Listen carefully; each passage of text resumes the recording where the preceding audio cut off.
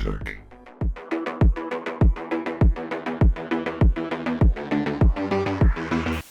Okay, welcome to another exciting episode of Return to VideoTech, the show where two dinguses break down the movies we love and share our affection for physical media with you. On this episode, we're putting a spotlight on one of the most surprising Hollywood failures, the hyper-stylized, blood-soaked, bent metal double feature Grindhouse from Robert Rodriguez and Quentin Tarantino. Other movies on the menu for this episode include Vice Squad, Breakout, Lane Blacktop, and a lot more. I'm Keith, and with me as always is my co-host and lifelong buddy Matt. How's it going, dude? Wow, so much better now. We're official. We have like a real intro. Real intro, yeah. I thought that would be a little better than just saying, hey, what's up, guys? New episode. Well, I was watching a little bit of The Last Drive-In earlier, and it was like the first season that he did for Shudder, and it was a little bare bones. And it's like, okay, things evolve over time, and in a very Joe Bob Briggs-esque manner, this show is evolving. Yeah, we're trying to get better with each episode. And you always give a very nice intro to our spotlight, so I figured I should pitch in a little bit, Well, I've been having this weird self-conscious thing about that, because not that I'm embarrassed about it, because it's like, look, I don't claim to be some, prolific writer or anything, or that I'm trying to say something that has never been said before. Like I'm just setting out to have fun and set the stage for what we're going to talk about. And, I'm not claiming to be the Ben Mankiewicz of Return to Videotech, but when you like check out more of this stuff online, you are just sort of like, geez, everyone just says the same shit about the same movies, and you are just like, yeah, AI could just write these intros, which is actually why, even though people don't give a shit about my personal stories, it's like I just write them because it's like at least it differentiates it from like sharing something personal. I feel like at least differentiates the same synopsis that's on Wikipedia or what people intro in their videos. Yeah. I don't So- know. I enjoy hearing people's personal experiences with movie going or their thoughts. Obviously people's critical opinions can come out very similar in ways, but I like hearing, the personal experience. So I don't think we should get rid of that.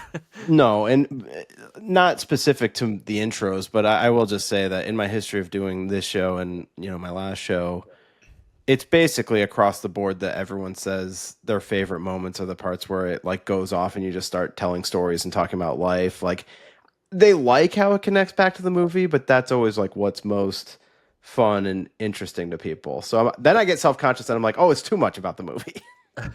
Not enough stories. No, yeah. I think we find a pretty decent balance here. That's the hope. And weirdly, we always planned on doing Grindhouse. It was always on the list. We changed the schedule like all the time. We have ideas, but nothing's locked in. But it is kind of fun to follow up Jaws with Grindhouse. Like Grindhouse is like paying homage to these old exploitation movies and everything. Basically, like Jaws kind of ended that era because then the big blockbuster thing came out. And I mean, it wasn't like immediate, but slowly over time, those Grindhouse theaters with these types of exploitation movies started to fade off because it was like, well, now you could just make this type of thing as a big hit and it could make a ton of money. Yeah, I mean, it's funny that you bring that up because I was doing a little bit of research and somebody else had brought that up, the fact that Jaws, maybe given a smaller budget and less time and maybe less talent, it could have just ended up being another Grindhouse type movie. Like you have a shark attack movie where kids are getting killed. And it's just, it feels like a slasher, To be fair, Jaws, I mean, we said that like the Jaws sequels basically all suck, but Jaws 3, it seems like a Grindhouse movie. Like, yeah, I'm pretty sure everything after 2 could be considered a Grindhouse movie. I think that's fair. Yeah. Yeah.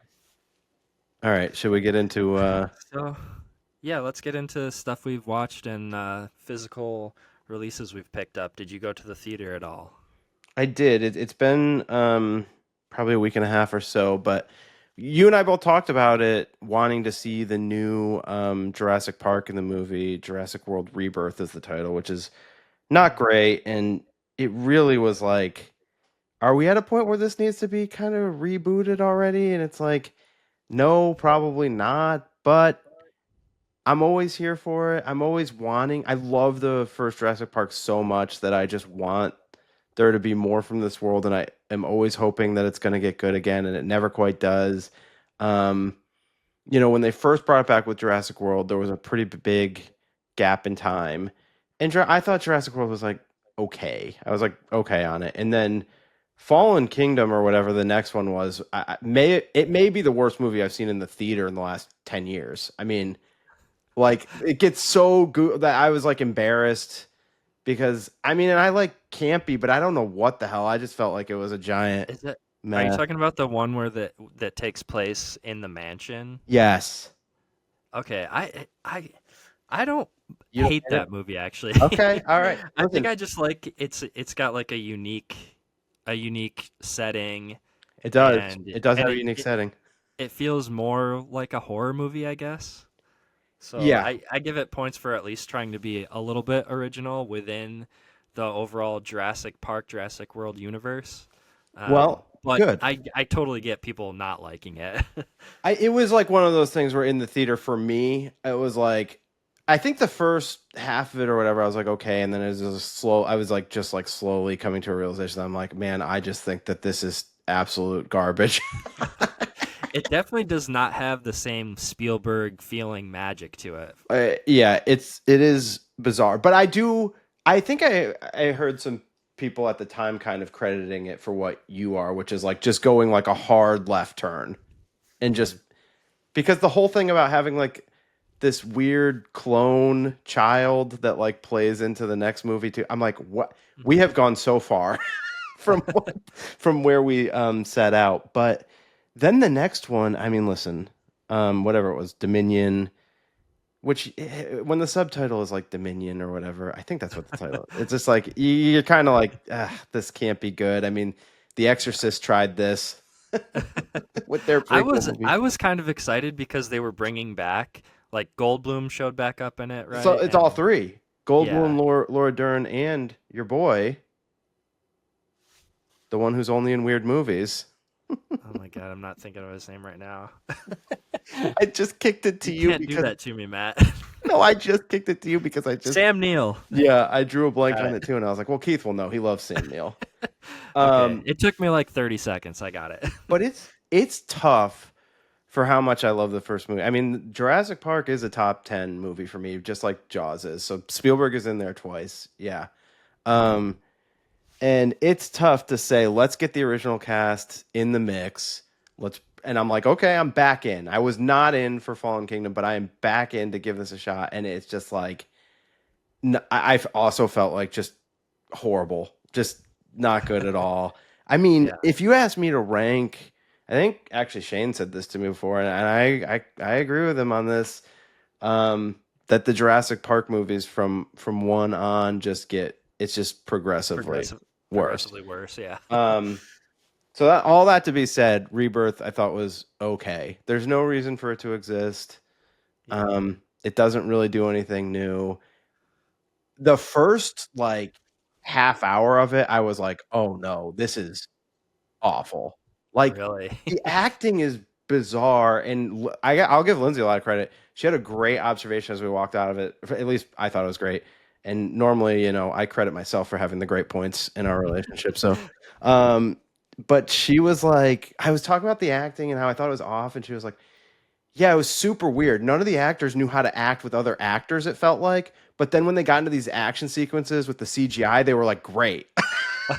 Like, they all knew how to act with like Weird. green screen, but they didn't know how to interact with people. And I'm like, man, that's just what we've gotten to, I guess.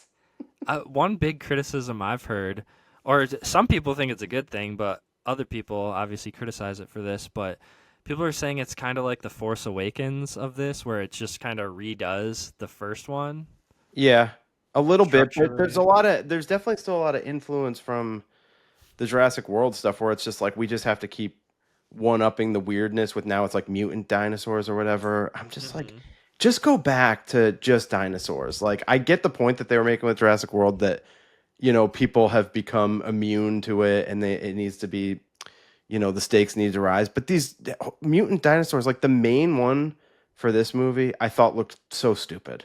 Yeah. And but the act, like let me say something nice about it. I thought the action sequences were really fun and engaging. Okay. in a way that it was a little like thrill ride esque. So I mean, I gave it 3 stars. For me personally, I think it's kind of on par with Jurassic Park 3, where it's like kind of fun, doesn't really need to exist, doesn't do anything to move anything new forward, or not really a new original take, but it's like I didn't hate it. Yeah. Well, But that I bums me out a little bit because I was excited just based on yeah, we talked about in the Rogue One episode being fans of Gareth Edwards, right? definitely. So I know. And now I'm that like, "Ah, alone had me a little bit excited, but I'm tempering my expectations now. yeah, I think you'll think it's okay." Okay. By the way, my beverage for the episode, I did bring a Newcastle Brown Ale up. Oh, nice. Yeah, it's 11.2 fluid ounces. How about that? Sweet. I've got myself some Voodoo Ranger. Oh, I love it. Um, Yeah, who's that? New Belgium? yes. Yeah. Tropic Forest Voodoo Ranger. Yeah. All right, sweet. Um, yeah, so that's Jurassic Park. What our Jurassic World Rebirth? The reboot that we knew we didn't need, and we were right. Right. So, but you saw. So, Yes, please. yeah, I saw a pretty big one, or one that I was pretty excited for at least. I'm sure you probably were too. So I went to see Ari Aster's new movie, Eddington, which I want to say out of Cannes or whatever festivals it was Yeah. at, it was getting kind of dumped on like bad Oh, reviews. So I was kind of tempering my expectations for that already going into it, but I didn't actually plan on going to see it. It just so happened that things worked out where I was able to go. Obviously I I talk know. about this all the time, but I saw when you logged in. I'm like, what is Keith getting like an advanced media screening of this? no, I went on opening night. Yeah, my wife was just able to watch the baby. I think she had gone down early that night or something. But anyways, so yeah, I went opening night, Thursday night. And I initially only gave it 4 stars because I feel like uh, just like Beau is Afraid, it Yeah. was kind of like not really what I was expecting, I guess. Well, yeah. Bo was Afraid was like a wild Yeah, theater experience. And I walked out of it being like, I think I really liked that just because of how wild and weird it was. But then like the buzz like wears off after a while and you're like, yeah. well, there is a lot of dumb shit in it though too. And it's insanely long. Yeah, right. I think And what it really gets kills so uncomfortably weird. It's like I don't want to spend 3.5 hours feeling that uncomfortable. the I'm sure there's like crazy Ari Aster fans out there that like defend this stuff to the death, but I remember in Beau's Afraid, the part that was really a slog was like the whole fairy tale in the woods Mhm. segment. I thought it was cool just because it was like super weird and Yeah, different. yeah, Um, same. But it is but like, it's definitely yeah. yeah, It's going to be off putting to most people for it's sure. tough. It's just tough to get through the whole experience. Like I, like I said, I was like a buzz walking out of the theater. Like, whoa, what an experience Yeah, that was. But then you're just like, do I really want to rewatch Beau's Afraid? And dude, it's funny you say that because oh, here we go. oh yeah, I just, after seeing it, I immediately was like, after seeing Eddington, I was like, I need to order this off Amazon so I can rewatch it because Yeah. I haven't watched it since the theater, and I want to check in again and see how I still feel about it. You know? Well, I'm seeing people Um, say like a bunch of crazy, or throwing a bunch of crazy praise on Eddington. I saw Sean Fennessy said it was like the best movie of the year, maybe the best movie of the decade. I'm like, okay. yeah. So I mean, I'm actually there with him. I think at this Wow. point, after Okay. sitting on it for a couple days. Yeah. I don't think I'm gonna go back and see it again at the theater, but I definitely plan on watching it as soon as it comes out again, like rewatching it as soon as it comes out on VOD or something. But there's so much stuff about it that I love. Like it pokes fun. You've probably heard this stuff already. It's not really spoiling it, but I really it haven't po- heard much, to be honest. I haven't heard much. okay. So like the gist of this story is it's this sheriff who's kind of like right wing ish or leaning right wing at least, Hmm. and he's kind of weird. He's the guy played by Joaquin Phoenix, and then Pedro Pascal plays Yeah. this mayor. And there's a lot of side characters and a lot of other stuff going on, but the main gist of it is Joaquin Phoenix's character, the sheriff, kind of butts heads with the left-leaning mayor of the town, and he decides he's going to run for mayor in this new election. And there's just so much stuff, like a lot of political stuff, masks versus no masks. Oh, One of the fun. big complaints that I heard people online saying is like, I just don't want to go back to that time because Yeah. it's it's shot in like a realistic way, and it touches on so much other stuff. Like they touch on the George Floyd stuff and the Black Lives Matter Oh, movement, wow. Yeah. and it's just a very uncomfortable movie to watch. But I will say I loved how it makes fun of both sides, Yeah. which I don't know if I was really expecting, because I mean, based on Ari Aster's other movies, I would just assume that he's like hard left, you know? Sure, sure. Which is, whatever. We don't need to talk about politics on this show, but but yeah, I was very surprised. There's jokes, shots fired at every side, That's like, kind of fun. and I think it really just kind of is the most in-depth, like, I feel like I said on Letterboxd that it's like holding up a mirror and like making you reflect on what actually happened in real life. And that sounds kind of pretentious to say it like that, I guess. I don't know, but that's what it felt like. And Yeah. I don't know. I really loved it. How long is it? It's much shorter than Beau is Afraid. I Oh, want to say good. it's like 2 hours ish. Okay. It might be Nice. it might be 220, but it's definitely not 3 hours. Well, I definitely wanted to see it no matter what, but in this household, Keith, if Pedro Pascal is in something, we see it. That's Yeah. a Lindsay must. He's great in this for sure. She loves her some Pedro Pascal, that's for sure. And a little never hurts to have a little Oscar Isaac in your picture if you want some of our money too. Lindsay is big time on those two. Pedro has some very funny moments in it. Everybody has some very funny moments in it. This movie overall is very funny if you can allow yourself to not get offended by the stuff. Yeah. I mean, that's the thing. You have to be able to be a good sport about yourself and like take the piss out of yourself. But I just feel like people are so bad at that. Yeah, I was skimming through some Letterboxd reviews, and I saw some people just saying this movie's annoying. Like, I don't like being made fun of, basically, without saying that, But I don't know. I've always not, well, I guess I shouldn't say always, but probably at some point in my mid 20s, I was able to like spin and just be like, not get so angry about things and just be like, able to recognize that people all have their own perspectives that are shaped by their own experiences. And while you can disagree with them, and some of them you might be like, no, that's stupid. At the end of the day, it's like, it doesn't bother me that I mean, unless they're doing something like actually hateful, obviously or a crime. I mean, then that's wrong. But for the most part, it's like people are just, their beliefs are shaped by their own experiences. And while I might disagree with them, it's like, it's not going to get me worked up. And I can also like have a sense of humor about myself too. Yeah. I mean, yeah, I was gonna say we both have kind of self-deprecating sense of humor anyway. Best. So as soon as it starts making fun of stuff that I've been guilty of, I'm like, okay, I can laugh at myself a little bit here and there. Yeah, I mean, I actually love being dumped on. Like, I mean, that Lindsay and I like roasted each other in our wedding vows. Yeah. And like, I don't know. At some point in my life, I'd love there to be a roast of me. Yeah. That's a dream. Yeah. So I failed at your wedding. We won't bring that up. You brought the good energy.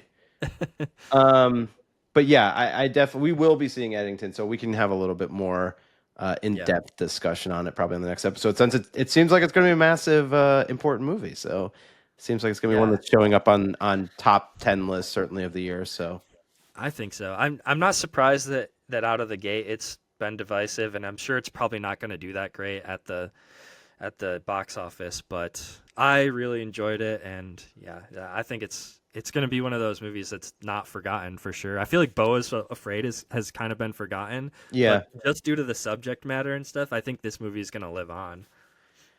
Yeah, Beau is Afraid, there's a big part that you're just like, you walk away from it and you're like, boy, that does kind of feel like what it's like to be in my head. And then you're like, what? But I don't like feeling that way though. Yeah. It is the weird. One thing that I always think about when I think of Beau is Afraid is I immediately just think about that giant penis monster. Yeah. Which that seems like it could be out of a Grindhouse movie. Yeah, yeah. Ari Aster's an interesting director because he definitely like struck gold like right away. Like people were in on Hereditary, Yeah. um, and Bo then was Afraid definitely feels like that, like the, I did two for you that did really well. Now I'm gonna do one for me.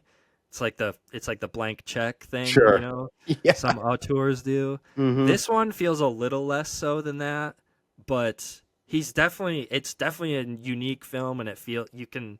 I don't know if you'd say like you could just watch it without knowing who did it and be like, oh yeah, he did it, but maybe I don't know. All right, very good. Well, more on Eddington probably in a future episode, and I think also have to tease this. I'm pretty sure I know what you did last summer is hitting theaters now or soon, and it's like I told Lindsay, she's like, she's like, we got to see Eddington, Pedro Pascal's in it. I'm like, yes, I know we will. I want to see it too, but I know what you did last summer is also hitting the theater, so like reserve a night for that Okay, too. nice. So look forward to the intro to next episode for more on Eddington, and hopefully, I know what you did last summer. Okay, let's take a quick break and then we'll come back with our blind buys. All right, Matt, it's time for our blind buy slash in the shrink wrap segment. And this week you picked Lane Blacktop, correct? That's right. It was on my list for this Criterion sale. It was something that just over the years I had been kind of interested from afar. I mean, any sort of like road movie I'm interested in. It's the 70s, so it's up my alley. But then as soon as this sale came, I bought it. But before I get into it, I just want to do a quick physical media roundup because I did buy one more thing for the Criterion sale. When we went to see Jurassic World Rebirth, we just stopped into Barnes and Noble, and I was like, I kind of want to get the Big Heat. Fritz Lang movie, of course. I think I can't remember if I talked about Contempt. I watched it recently with Lindsay. I don't know if I talked about it on the show, but Fritz Lang is in that movie playing himself, the director. Okay. Um, but they did a 4K of this. I had originally watched this on Criterion Channel, which by the way I have again now, and it's just like Criterion Channel is the best streaming. Like it has everything that I want. It's everything that I want from a streaming platform because I always want these like niche find movies, and they have like really fun categories like coastal thriller. I'm like, what a dream for me, coastal thriller and Miami noir. Like they have I was very gonna say that one. I saw specific that one pop up. Yeah. categories, and I'm always like, yes, this is the best. But the Big Heat is like kind of an old classic noir movie from the 50s. They did a 4K of it. Um, Glenn Ford is in it, who was like an actor who was in a lot of these types Mhm. of movies around the time. Has a very distinct look. It's got kind of the hard boiled dialogue in it. It's just of the classic noir movies. This is on the list that you should have. So I picked that up during the sale, and then I didn't get any more Criterions, but I did go back to the well with my dear friends at Kino Lorber as they were doing another sale, spring into summer sale, and I bought a few things. I've been reading this book for a while off and on, but I'm deeper into it now. It's called Pictures at a Revolution. It's about five movies that kind of kicked off the new Hollywood. It's about The Graduate, In the Heat of the Night, which I just rewatched the other night. Doctor Doolittle, Guess Who's Coming to Dinner, and what did I miss? Bonnie and Clyde. So there's a lot of like Warren Beatty in it, and there's a lot of Warren Beatty segments where they're talking about the movies that he's in leading up to that time period. And this is one of them. A movie he was in with Leslie Caron. I don't really know how you pronounce her name. She was a bigger actress at the time, but not a household name for me now, obviously, as I don't know how to pronounce it. But Promise Her Anything is the name of the movie. Grabbed that. This will be of interest to you, Keith. Um, Anytime I have to pronounce something in a foreign language is like what a disaster it's about to be. But Lamore Brack. I don't know what it is. Okay. I don't know if you can see the director's name if you look closely here. A film by Oh, the guy who did Possession. yes, a name that I will not try to pronounce, but I'm sure you know it quite well. Nah, I'm not gonna try either. Yeah, Andre something. Andre Andrzej something. Zulawski. Yeah. Um, the only recognizable name in it that I know is Sophie Marceau. This is from 1985, but it caught my eye that he directed it. I was like, I don't think I've seen any of his other work besides Possession, so I was like, okay, I'm interested in that. And then of course, Keith, one of our heroes, Robert Shaw, in Oh, the old Taking of Pelham 123. Of course, I believe this is a 70s movie. Yeah, 1974, and they have it in 4K. As you rush to your collection to grab something, which I'm assuming is either yeah, there we go. I Also got in it with here. the slip, bitch. Oh, I know. I do. It is like there's always like a little piece of you dies when you grab something towards the end of its existence and it no longer has the slipcover. Yeah, Yeah. I know.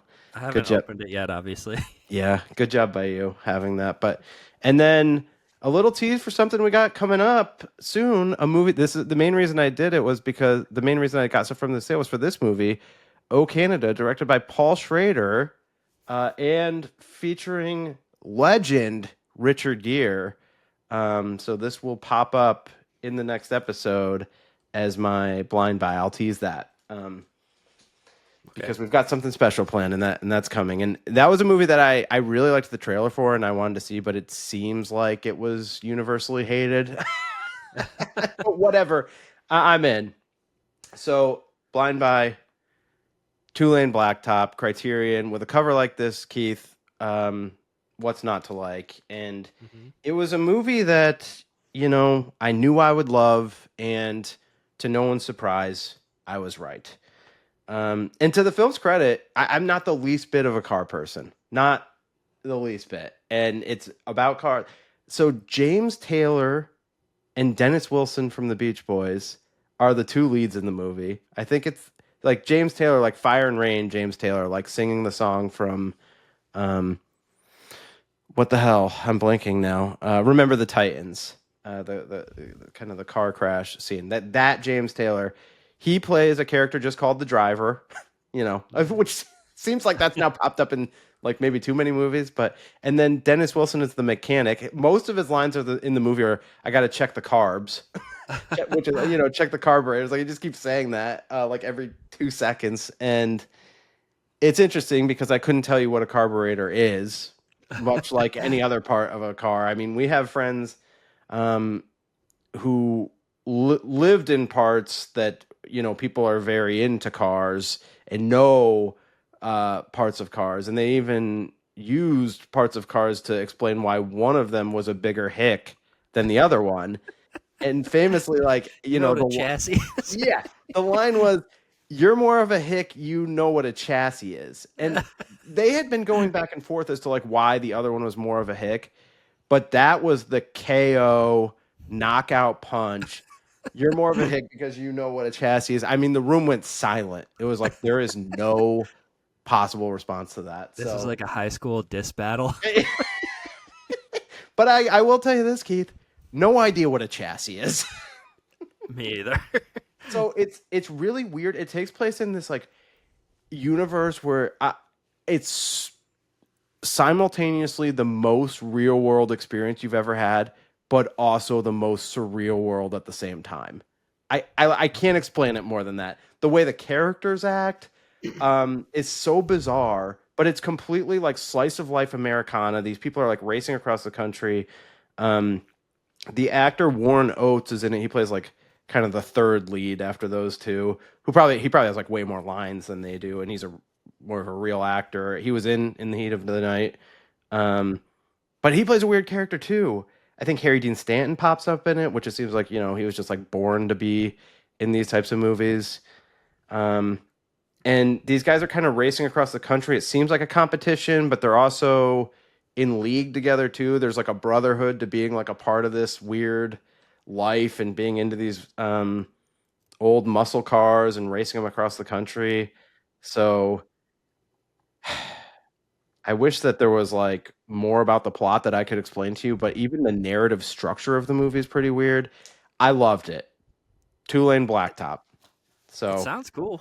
yeah, it's If I had seen it, I told you I was gonna try to cram it in today, but it's not like streaming yeah. anywhere. So Monty if Hellman I is the see it, director.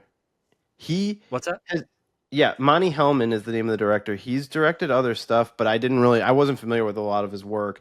It seems like maybe it's a little bit of a one-off, but he worked with that Warren Oates, the one like main actor dude that's in it, seemingly a lot. So I'm interested in checking out more of his movies. But Lane Blacktop, I will say, is a heavy recommend for me. It's a very matte movie. Okay, nice. Yeah, Should we move on to a yeah. Can movie I just that um Yeah, There's go ahead. just one more point I want to that we didn't talk about in the intro, but I feel like needs to be talked about a little bit, which is I did update my 4K player situation. Oh yeah, yeah. You texted me about this a little Yeah, bit, and well, it there was a little caused bit of some snafu anxiety. about the Yeah, aspect ratio stuff, it right? caused like a little bit of a Beau is afraid moment in my life because I was like, it was so it definitely looked sharper. I right away tested 4Ks that had been skipping on the old player. They worked. Like Mhm. Jaws 4K, which had skipped a little bit recently, like that worked. So, I haven't put it through the full test, but it's working. Things look sharp, but I had the black bars at the top and bottom. And I'll tell you, I've always been a widescreen fan. Like back when they would sell the DVDs in full screen and widescreen, like differently sometimes. Mhm. If widescreen was an option, I would pick it. Like I would buy the widescreen DVD. So I'm always all good with that. But I've been used to on the 4K player that I had, it was full screening everything. And then everything that I was putting on this, I had the black bars at the top and the bottom, and I was like, "It should I be able to change this?" I was used to a certain thing, so I started texting you about it, and I could not wrap my head around it. Lindsay walked down while I was like texting you with just like, and she said I just had the most puzzled look on my face, and I thought I should be able to change it, but it just none of the settings, none of the options. But I've settled in. I'm good. I did try Oppenheimer, which notably I knew went back and forth because I know Mhm. Chris Nolan has done the thing where he filmed certain scene with the IMAX cameras, and it would jump like his last several movies. Mhm. Sinners did that a lot too. I noticed when I was Yes, yeah. jump back and forth. So I knew Oppenheimer was that way, and it still did jump back and forth on this. So I don't know. I mean, it must have been the other Blu-ray player must have been just full screening it and cutting off the sides. Yeah, it sounds like it was doing something, some sort of stretching, or probably not stretching. It was probably like zooming on Yeah. like the widescreen stuff, and you were probably losing a little bit of the sides. But I don't know. Yeah, listen, It's I got the yeah. Panasonic something. I think if you got the one that I told you about is like a very popular one. It's like UB 800 Something. or something. Yeah, some But version of that. You told me that, but then when you go look it up, there it seems like there's like 10 versions of that with the name at the end yeah, slightly changed. yeah. I'm not an expert on that Yeah, stuff. yeah. I got a region free player as well recently, but I just got a Blu-ray player and it was cheaper and it was yeah. I didn't have that same issue, but Yeah. um, I haven't yeah, tried the region free aspect of it yet. I guess I do need to do that. That's and yeah. I have some candidates that I can use for it, but I didn't think to do that yet. And you just said that. That's like, oh yeah, that is the reason I got this. Well, dude, it's funny you say that because I don't think I've watched any region-free Blu-rays on there yet. I popped one in just to check and see, and I ordered a couple weird other movies that would probably fit in with this show, other grindhousey movies. Like I think we Yeah. talked about, I got Motel Hell Hell yeah. and I don't know, a couple other Arrow Blu-rays that were like cheaper if you got the the UK version that's region B only. So I'm excited to check those out. But Yes, very good. Okay, should we talk about your yeah, flying by? yeah, let's move on to a movie that your mom enjoyed. Absolutely. Well, I would say this. She gave it 2.5 stars out of 5, which was Oh, like, okay. She but must not have enjoyed it that much then. well, do you want to know what she gave Grindhouse? A half star. 1.5 stars. Okay. She's pretty harsh. Yeah, Like the I mean, opposite of but me. that's the thing. She was talking about Vice Squad quite a bit because we watched like an hour of it, and then we went off and we, did some gallivanting, hit a brewery, and then Uh-huh. when we were out at the brewery, she was like, "When we get back, we got to finish Vice Squad." And I'm like, okay, you liked it, and then she was like talking about it, and she was like, "Yeah, the whole journey with Rimrod or whatever." She's saying the Ramrod. names. Yeah, she's saying the names wrong. Great Like, name for a bad guy, by the way. which also that guy is Cole Hauser's dad. Yeah, Yeah, Wingshauser. Benny from Dazed and Confused. That's his dad. Yeah, yeah. I think that he's kind of well known in like I got that. people who are into these kinds of movies. I didn't know he wasn't on my radar at all, and then I start Yeah, looking at Letterbox of what other movies he's been in. He's like 100 movies. yeah, He's like yeah. he seems like a Charles Bronson type. Like Uh-huh. people know that. Yeah. I know a big one that Vinegar Syndrome put out last year, I think, or maybe maybe this year, sometime recently, was called The Carpenter that looked interesting that he was Yeah. in, where it's like he's a psycho killing people with a screwdriver or Oh, something. fun. Yeah. So similar situation, but yeah. So I picked this Vice Squad. This is a Oh, that is Q4 sharp.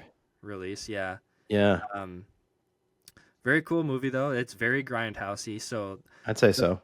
if you're not aware, which you probably aren't, because you know this is kind of an obscure grindhouse type movie. It's about a prostitute named Princess, That's right. who My gets mom did caught. remember that name. Yeah. So Princess gets caught hooking by the Vice Squad, I believe, right? And she's forced to go undercover to catch Ramrod, who's the guy played by Wings Hauser, who he's kind of a really evil pimp, Yes. basically. Yeah, um, my mom was trying to explain like what he does to the first prostitute that he kills oh, early it's in the movie. awful.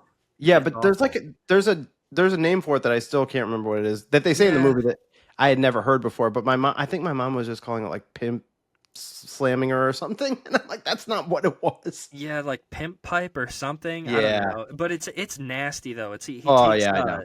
a coat hanger and he like undoes Ugh. it, and he basically like whips the prostitutes with it, and it's I think he has like the sharp end sticking out, so he's like whipping them and like kind of Yes. poking them with it at the same time. And in places that you Yeah, wouldn't want it. it's not nice. Yeah. Yes. Much like this whole movie is pretty grimy. It's pretty dirty. Um, it has that cool gritty city feeling. You know, I think it takes place in Los Angeles, right? Yeah. Somewhere in California, I think. But yeah, just like the dialogue he uses and the way he's like groping these prostitutes and talking to them is like it feels gross watching it. Like he's Well, dude, even the cop is like grimy and gross and like yeah. Yeah, sweaty. he's very slimy in the way that he even Yeah. like forces her to go undercover for him. But yeah, I really liked this movie. It feels like it definitely fits with the Grindhouse Yeah, vibe. it's like an even dirtier to live and die in LA. Like Yeah, for they're sure. not really similar thematically, but like you know those weird like dark underbelly crime side of Los Angeles Hmm. type movies. Yeah, for sure. Yeah, Yeah, yeah. it's certainly not an uplifting one, but No. still a journey. A I mean, it's fun pretty journey. thrilling though. There's like shootouts and Oh, for sure. just all the kinds of stuff that you would expect to see in a Grindhouse movie like this. Yeah, well, at one point, Ramrod. I mean, what I thought was a highlight of the movie was when Ramrod, which I mean, it just seems like he's on like roid rage like all the time. Like he's Yeah. so angry, Yeah. talk shit to everybody, talk shit to Yeah. the cops like crazy. Yeah, he Uh, escapes police custody more yeah, than once, yeah. which is At one point, insane. the two cops that he's with that are driving him around, they're just like talking shit to him, and then he just like overtakes both of them Yeah, while handcuffed. it's like some brutal violence too. Oh, yeah, I'd say so. Yeah, Um, but yeah, I yeah. guess I would say check it out if you're into this gnarly grindhousey type stuff. Yeah, I think Princess is a hip lady, and we talked about. I was texting you last night because my mom was like doing a really good like synopsis of the movie. Just it Right. was sort of like a synopsis and review all in one. Like she didn't really know what she was doing. It was like part explaining the plot and then part like you know Princess's journey with Rimrod really speaks to me because yeah, so it's like part it was part synopsis, part review, and I was like, man, this is gold. Like I gotta have my mom call in, but she had also had a few glasses of Chardonnay. So Oh man, I I'm feel like so if I called bummed. her right now, You yeah, it did would. get me hyped. I wasn't gonna Yeah, mention it, but you got me so excited because I thought we were listen, gonna do that and we didn't do it. I'm sure she's a little bummed right now listening back to this. Which although she hasn't even listened to Jaws yet, so she must be behind a few episodes. But Yeah. when she gets to this, you know, she's probably a little bit bummed that we didn't have her call in. We'll figure it out for the future. I didn't want you to be too on the spot, Bren. Okay, like I also forgot to mention too. This doesn't matter that much, but I did find some parts of the movie very funny actually. yeah, Like when Princess there's a section of the movie where Princess is like turning a bunch of tricks oh yeah. and like one of them is like this rich guy who wants to suck her toes. Yeah. There's like all this depraved stuff going on. It's great. Oh, for sure, It's for actually sure. as like violent as and like gnarly as Hauser's character is, and like the movie overall. It's pretty fun. Yes. Vice Squad, a heavy recommend from us here at Return to Videotech. Okay, should we take another quick break and then move on to Spotlight? Sure thing. All right, Matt, it's time for the Spotlight, and I'm very excited. I love both of these movies. Take it away. In 2007, acclaimed directors Quentin Tarantino and Robert Rodriguez teamed up to pay homage to the low-budget, sex and violence-laden cinematic experiences that they grew up with. The project would be called Grindhouse, and include a feature from each director, along with several fictitious and hilarious trailers. Rodriguez's Planet Terror, a zombie infection movie, would make up the first half and would be followed by Tarantino's Death Proof, a thriller that centered around a self-proclaimed stuntman and his killer car. This was a must-see event for me. Top priority of the summer. There are two words that, when put together, spark the undying interest of any known cinephile. Double feature. The 3-hour and 11-minute runtime was a little cause for concern. I can remember that. It's weird now. Marvel kind of swooped in and made it so audiences now accept 2 hours and 40 minutes as the norm and 3 hours as generally acceptable. In '07, it seemed like this would make for a long theater experience. It's not the drive-in. You aren't exactly walking to the concession stand between movies. And if I'm being fair to my memory, it was the slightest bit of a slog. I was in, though. Boy, was I in. I loved the first half of Planet Terror. It admittedly reaches a point more than halfway through that even now starts to become a bit of a drag for me, but I'm still mostly here for it. Death Proof I was blown away by. There are certain action set pieces that have stayed with me from the initial theatrical experiences. Zoe Bell and the ship's mass sequence is certainly one of those. I can clearly remember being anxious and mesmerized at the same time. And I loved the ending. I still love the ending. The fake trailers were a very welcome bonus. It's funny now that several of them have been made into their own feature films, including Rodriguez's Machete, which got a subsequent sequel, Machete Kills. And recently in 2023, Eli Roth brought to life his Thanksgiving, which was a fun time out. We're still holding out for an Edgar Wright Don't, and most of all, a Rob Zombie, Werewolf Women of the SS. The dark cloud surrounding the project and the moments that's most cringe in today's viewing is a production credit sequence with a voiceover stating, "Brought to you by your friends at the Weinstein Company." The film also prominently features Rose McGowan as one of the leads in Planet Terror and a side player in Death Proof. The voiceover moment certainly adds a heaviness to an otherwise fun and silly experience, but it's a stark reminder of the dark underbelly to the filmmaking industry. When Grindhouse made its way through the initial theatrical release, it was a box office disappointment. The budget was over $50 million, depending on what you look at, maybe as high as $70 million, and it only raked in about $25 million, thereby making it nothing short of a clunker. To try to make up for some of the losses, the physical media release would see the two movies broken apart and sold individually. I was heartbroken. While I always liked Death Proof more, I swore to never make a purchase unless they released the complete package. My holdout must have been noticeably hurting some wallets, because in October of 2010, Grindhouse was released on Blu-ray in its entirety. It was the longest 3 years of my life. And now, another 15 years later, we cover it on Return to Videotech. So buckle in. Yeah, it's weird because that coming out in 2007 and the Blu-ray of the combined package coming out in 2010, that 3 years felt like an eternity to me. Like, Dude, you're telling me. So here's go ahead. my history with this. Yeah. So I went to see this in theaters as well, and I loved it.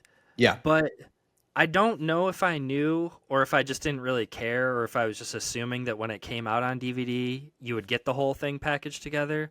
But in between the movies, I went to the bathroom, so I missed some of those trailers. Oh, that sucks. and they did not put those trailers on the DVDs, or at least I think the one for Machete might have been on the DVD for Planet Terror that I had, but Yeah, probably.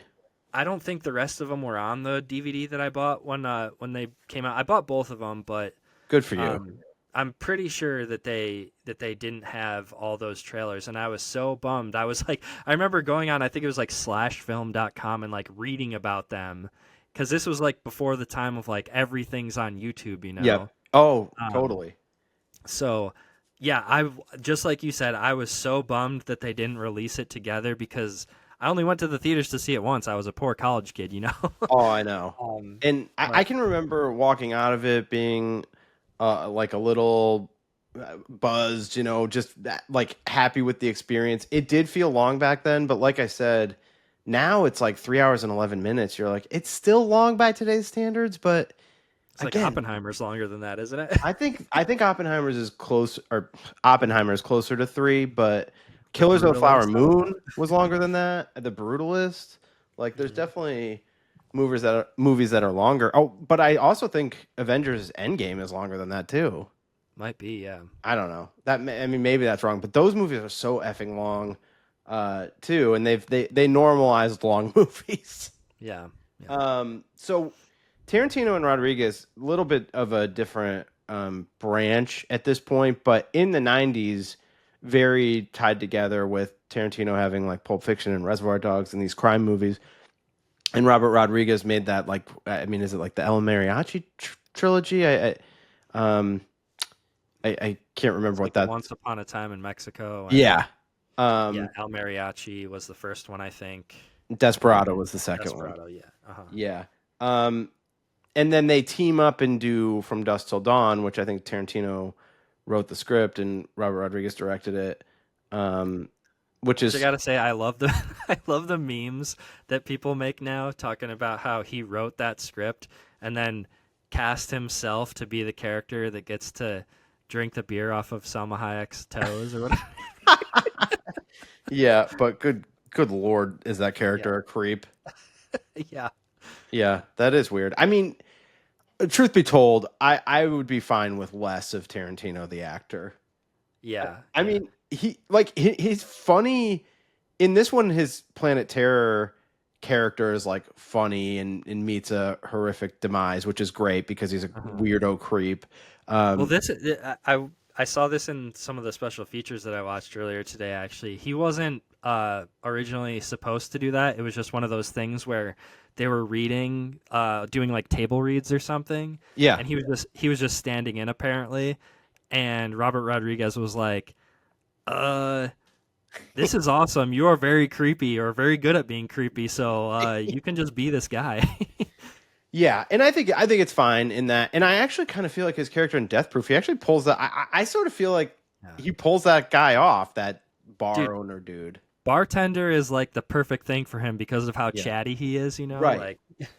Yeah, like I think there's probably people that would rip on it and goof on it still, but I buy that character. Um, Oh yeah.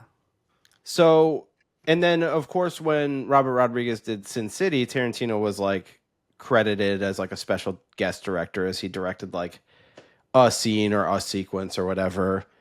So these two had like quite a partnership leading up to this. I guess we would sort of see this not really continue beyond 2010. I'm not saying that there's anything wrong with their relationship, but I mean, Robert Rodriguez spent a lot of time making Spy Kids movies. you know? He has an interesting filmography. I was just looking at his IMDb to remind myself like which order certain things came out. I was a decent fan of the Mexico trilogy Yeah, that you me just too. mentioned, but I really liked Sin City. I remember seeing Same that here. when it came out. Yeah. And then yeah, he took kind of a little bit of a break. Did Shark Boy and Lava Girl 3D um, before in between Sin City and this, which Yeah. is interesting. I never saw that. I didn't either. I know there Um, are fans out there for those movies though, okay. I mean, look, and the I'll Spy Kids. always like Robert Rodriguez, and I think it gets goofed on now, but when Machete first came out, in like I think that was like 2010 or something. When I saw that in the theater, I had a fun time with it. I think people kind of hate it now. I don't own it or anything. I don't revisit it, but I had a fun time seeing that in the theater. I never saw Machete Kills, but I heard that that was like really not good. Yeah, I thought Machete was all right, but not good enough. Yeah, I don't think I ever saw Machete Kills either. Yeah. And kind of the same with the Sin City sequel, A Dame to Kill Oh, For. dude, I I actually never rewatched watched that. that either. That was another one that like in the theater it was like slowly dawning on me that I'm like, man, this is not really good. And then I Yeah, rewatched it recently and I was like, yeah, it's not.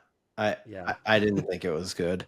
Um and then I never saw that Alita Battle Angel or whatever. I think I watched part of it, but I didn't see yeah. it all the That's way one that through. I rented and only watched like the first half hour, and I was like, I'm not into Yeah, this. yeah. I didn't rent it, but I think I did watch it on streaming or something. And I also think I bailed after like some piece of Yeah, the beginning. So, all right, I'm not gonna go through the plot bit by bit because it's a lot in Planet Terror, and this is two movies. So, but I thought an interesting way to do Planet Terror because there's a lot of people in it is to just kind of go through the cast. So we have Rose McGowan playing Cherry Darling. It's one of the lead roles. She's great in this. I love her in it. There's definitely a dark cloud of sadness over the movie just because of her personal story, what happened to her with the Weinstein Company, or the Weinsteins in general.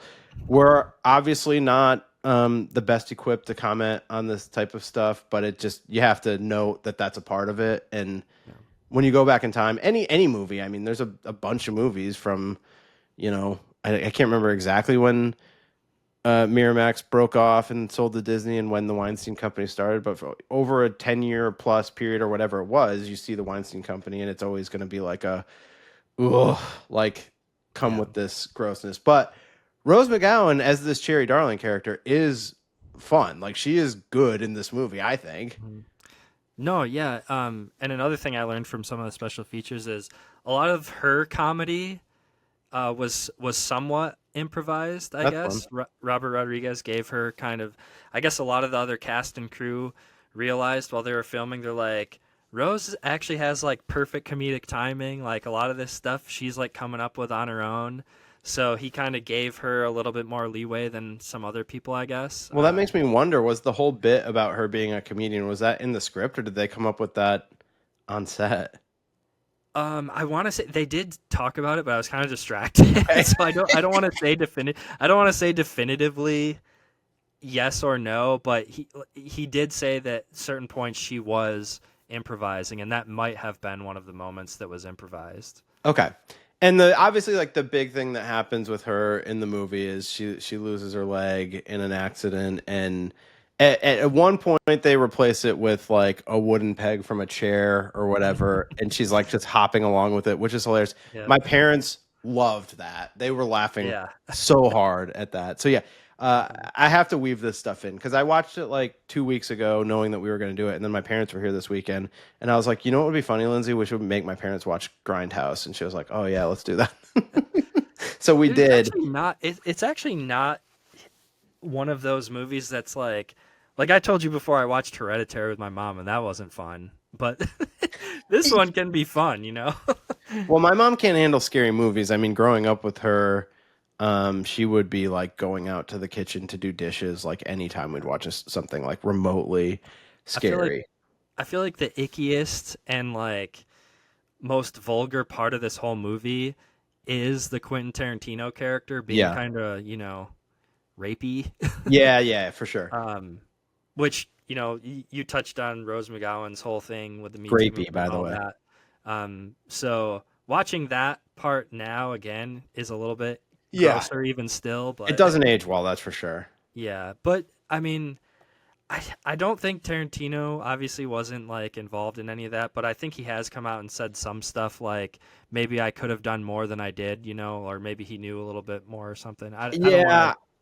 like I said, I mean, it's hard for us to comment on that stuff. There's all sorts of stuff out there. I mean, even just reading some stuff of like, like people will say something about a certain person. I won't even name specific names. Not like accusations that that person did something, but they didn't do something. But then they'd walk it back and be like, well, they Yeah, couldn't. So it's really hard to weigh in on any of that stuff. We just know that yeah, there were definitely some bad people involved. Some of them went down. I don't know what mhm, else is out there, but it is. yeah, Um, unfortunate, certainly. yeah, But yeah, it doesn't age well having these like creep characters in there, but you have to take it back for the spirit of which it's intended. Well, you don't have to, but I mean, for the viewing experience of the movie, I would recommend trying to, which is these are exploitation movies. And the whole point of having that Tarantino being a weirdo creep is so that you rejoice when he meets his unfortunate demise and loses his member. I mean, that's the point. Like they want you to despise him so that when something bad happens, we applaud. Exactly. Yeah. And that is one of the best moments of the movie for me, at least. Yeah.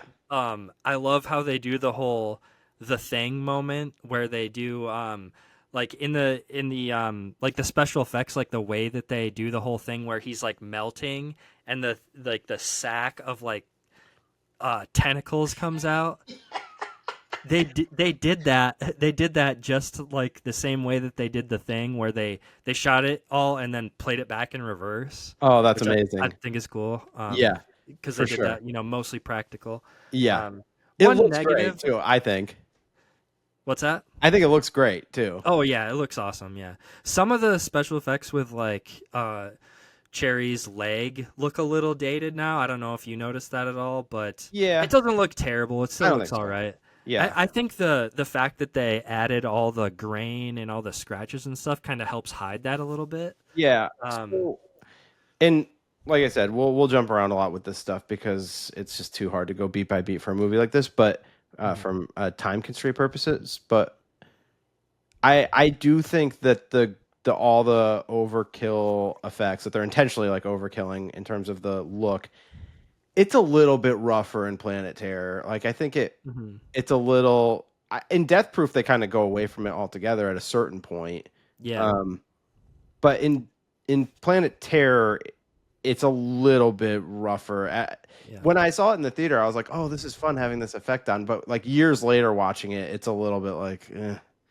I don't think it looks interesting factoid about that is actually Planet Terror was shot digitally, so I think, and there's way more digital effects for sure and stuff. So I do think probably part of their reasoning behind it was, obviously they wanted it to look like it was an old beat up film reel. Yeah. But I do think part of it too was probably like, we shot this to save money. We shot it digitally. Yeah. And to hide some of those, there's a lot of like 3D stuff with her leg, like the gun on her leg, like all that stuff was like rotoscoped and 3D, that gun is not real. It's pretty easy to tell. And there's lots of explosions and compositing and stuff going on. So, I'm sure that's not to totally excuse it because it is still kind of distracting, but I think that was the reason they made that choice. Let's pretend for a second, Keith, that I'm not an avid film fan and that I don't know a lot about movie making. And can you explain what rotoscoped is? Knowing that I totally know. Yeah. So rotoscoping is like, it's when you have to go in and basically cut out like frame by frame, like even if she had like certain parts of it, she had like the green screen leg on where they would just film the whole thing twice and then key out the green, straps around her leg. And then they would, on top of that, they would add the 3D effect of the gun or the, the piece of wood or whatever, the peg leg. But rotoscoping is like, at certain points, they had to completely just cut that out. Like there was somebody going frame by frame, which is very time intensive and probably very expensive to do too. Totally. So after Rose McGowan, the other kind of lead is Freddie Rodriguez, who, look, I didn't know he was in this movie going into it. I didn't know he was going to have such a big role. He was a kind of a side character, but a regular cast member on 6 Feet Under on HBO, which I didn't really watch much of. I watched a little bit, but not enough to comment on. But I will say, I was like, he's cool in this movie. And I saw some video that was making a connection. I don't really know what the real reasons are for some of the castings, but this video was acting like Freddie Rodriguez, like, oh, we picked a TV star because that was kind of a Grindhouse movie move, was to, not get big actors from movies, obviously, but we could pull somebody up from the TV world. Josh Brolin, who was a child actor, and hadn't quite. He was around, but he hadn't quite become a star again at this Yeah. point. No, I think it was on the Goonies episode or something. At one point on the show, we talked about how No Country for Old Men was like a big return for him. Yeah, But these actually came out the same year. I don't know what the actual release date was, so I don't know which one came out first. But yeah. this was a big year for him. I remember he was like kind of a dirty cop in American Gangster too. I'm pretty sure, and that was roughly around this time. It might have been the year before. Mhm. But yeah, it was starting to be the Josh Brolin resurgence, but he wasn't a huge star or anything. Mhm. And then Marley Shelton plays his wife, famously Wendy Peppercorn from The Sandlot. So Mhm. they're Dr. William Block and Dr. Dakota Block. She is also, I would say, if if you were to say that Rose McGowan and Freddie Rodriguez were the two leads, I would probably say Marley Shelton is the third. I feel like all three of them have equal screen time and Yeah. importance to the story. Yeah, I So guess yeah, I'm not listing it in order of billing. There, yes, like, but yes, those are you would say those three above all else, wouldn't you? yeah. I mean, yeah. Josh Brolin's character is a little more important during Marley Shelton's sections, Yeah, but and even Michael Biehn yeah, probably too has like, and Jeff Fahey, JT. yeah, They yeah, I guess they're all like secondary characters. Yeah. yeah. So yeah, next on the list you hit it, but Jeff Fahey and Michael Biehn playing the Haig brothers. Jeff Fahey is JT. I think Jeff Fahey was kind of a B movie star. I mean, I knew him Mhm. as well, not at this point, but later as I think his character's name was Lapidus or something on Lost. He was a pilot. Mhm. Um, and Michael Biehn as Sheriff Haig. I mean, I don't know when the last time I saw him was. Of course, famously, Kyle Reese, "Come with me if you want to live" in the original Terminator. But I And loved Michael Biehn. Aliens. Yeah, he's Yeah, yeah. yes, he's in The James Aliens as Cameron guy. well. But I love Michael Biehn, and I think he's great in Yeah. this. And like, I was probably not going to talk about the trailers too much. I figured we'd get into a little bit, but when he does that in the Thanksgiving trailer, I can't remember exactly the line delivery, but they just do that part where it's just like he's dead or whatever. It was just like son of a bitch or whatever. It's not even that, but he just does those lines like so well. Yeah. He has like the perfect voice, like the gravelly, I don't know, older man now, and yeah. He's really good at like being over the top but selling it, and it's Yeah. like in a way that's like doesn't come off so goofy that you're like this is stupid, It's like Yeah. believable. Yeah, I think he's one of the most well cast people in this whole thing, and that's For saying sure. something because it's Yeah. mostly well cast. But I just love Michael Biehn Uh-huh. being in it, and one of my favorite parts of the entire Grindhouse experience, which I love Death Proof. We'll get into Death Proof deeper. It's I think Death Proof is very divisive. I think there's a bunch of people that think it's a bore and think it's like Tarantino's like worst work, but I'm That's not in a that terrible camp. take. I Yeah, love Death Proof. I see a lot of it out there though, and I look, I get it, but Michael Biehn though and Jeff Fahey, this I love the Haig brothers and the hmm the barbecue Yeah. discussion and the idea that Michael The Bihn's secret character, sauce. yes, is obsessed with the barbecue sauce Uh, recipe or whatever, he and he's raises his he raises JT's rent on his barbecue establishment apparently just because he won't share the secret to his barbecue sauce. I know. How great is that place too, the actual restaurant? Like, don't you just want to find that place off the side of the road and go eat there? Yeah, dude. Yeah, looks awesome.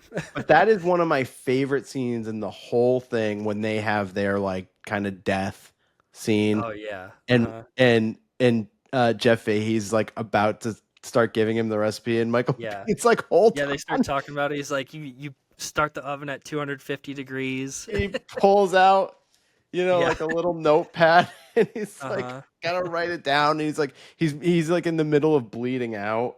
Yeah. And He's like, you use fresh tomatoes? He's like, nah, canned. He's like, no way. I love that part. I love Uh, those two, and I love that part. And Fahey's fake out death too, where you think he's dead, is he's got the sausages all over him, and then he wakes up and takes a bite. yeah, Love that part. that's good. Bruce Willis plays Lieutenant Muldoon. I kind and the whole plot is he killed Bin Laden and I these love that part, dude, when he reveals like what happened, like how they were exposed to this gas that's the thing that's turning people into zombies is he tells this story about how they're like in some rat's nest in Iraq or something and yeah. he and Bruce Willis's character is the one who killed Bin Laden or something. It's I was like, "Whoa, this is awesome." They're like bringing real world stuff into it I kind of, know. Yeah, and it is kind of weird like timeline wise. It's '07, and I think, the real Bin Laden thing happens in 2011, so it's Mhm. 4 years earlier. At this point in time, it's almost like a Tarantino and Glorious Bastards like Hitler Yeah. thing where like Uh-huh. making something happen that didn't happen. Real Um life mixed with, movie yeah, world. but that storyline it kind of reminds me of The Rock. Like Yeah. Ed Harris The Rock, like Uh-huh. of where like they have something similar. I mean, it's not like this gas, but it's like this military group that got screwed over or whatever. So now they're becoming like vigilantes or whatever.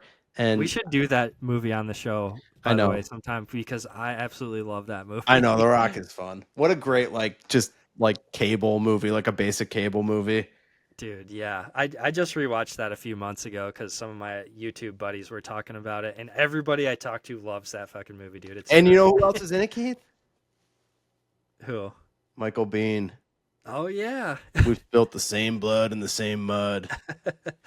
Yeah, he's Oh, the leader of the like SWAT dudes that go in and yeah, get taken out, right? yeah. That's like one of the best action movie scenes of all time, The probably. the the like where they come up in like the The, bathroom. yeah, in the showers or Yeah, whatever, and yeah. they have the low ground, and Yeah.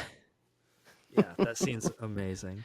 Um so Bruce Willis, I kind of feel like that was a little bit of he's a deeper in the cast guy, but a big star. So it was like Hmm. added a little bit of fun bottom of the cast star power to the mix. Like I even Uh-huh. remember that going into it. You're like, "Oh, whoa, Bruce Willis is in this too." Yeah, yeah. Cuz I mean in '07, I mean Bruce Willis was still like a big name. Oh yeah, for sure. Yeah. I love his death too. He just like out of nowhere, he just like turns into this giant boil. Well, that's the thing. It's hard to explain. So the Planet Terror, it comes from this whole thing with the gas was like Project Terror, Uh-huh. which ties back into I think the War on Terror. Yeah. But it is weird. They have to take this like counter gas that like keeps the whatever disease gas at bay. But it's like if you don't have it for like 2 seconds, you start Yeah, turning. your face starts bubbling, and then yeah, for Bruce Willis's character, it happens like immediately, and he just like turns into this big, nasty, goopy monster. But even Tarantino, I mean, like his character when he starts melting pretty quickly with the mask Yeah. off. Hmm. I mean, it's very fast acting. It seems for Yeah. these people. Now, look, I don't go very deep on questioning like the logic of the storyline of this movie, but I guess what you're supposed to believe is the group of characters that we're following for a while is immune to the disease. I can't like what is the deal? Yeah, I don't know. It's yeah, it's kind of loosey goosey with the logic 'Cause- because you see the when you see Marley Shelton's character when she's first introduced, she opens the shades and you see the gas like yeah, going up in front of the moon, which is a really sick shot, by the way. yeah, yeah. But so I'm assuming from that you're supposed to believe that it's like spreading throughout the town that they're in or whatever. Um, but yeah, none of these people are becoming infected. But then there's all these different moments, like at the hospital and back at the barbecue shop.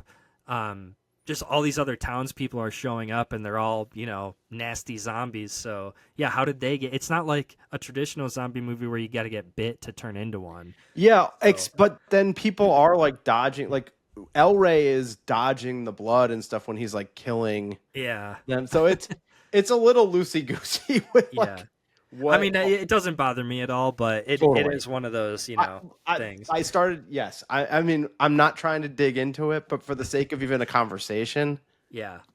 Not sure like Yeah. what all the deal is, because at one point the next character on the list that I was going to get to is Naveen Andrews, also from Lost, Hmm. who basically I really only knew from Lost. I think he was in some movie with maybe like Jodie Foster or something, but not in a ton of movies, at least that were on my radar. But he plays Dr. John Abington, goes by Abby. But at one point when they're all together later, he calls them like the Cure.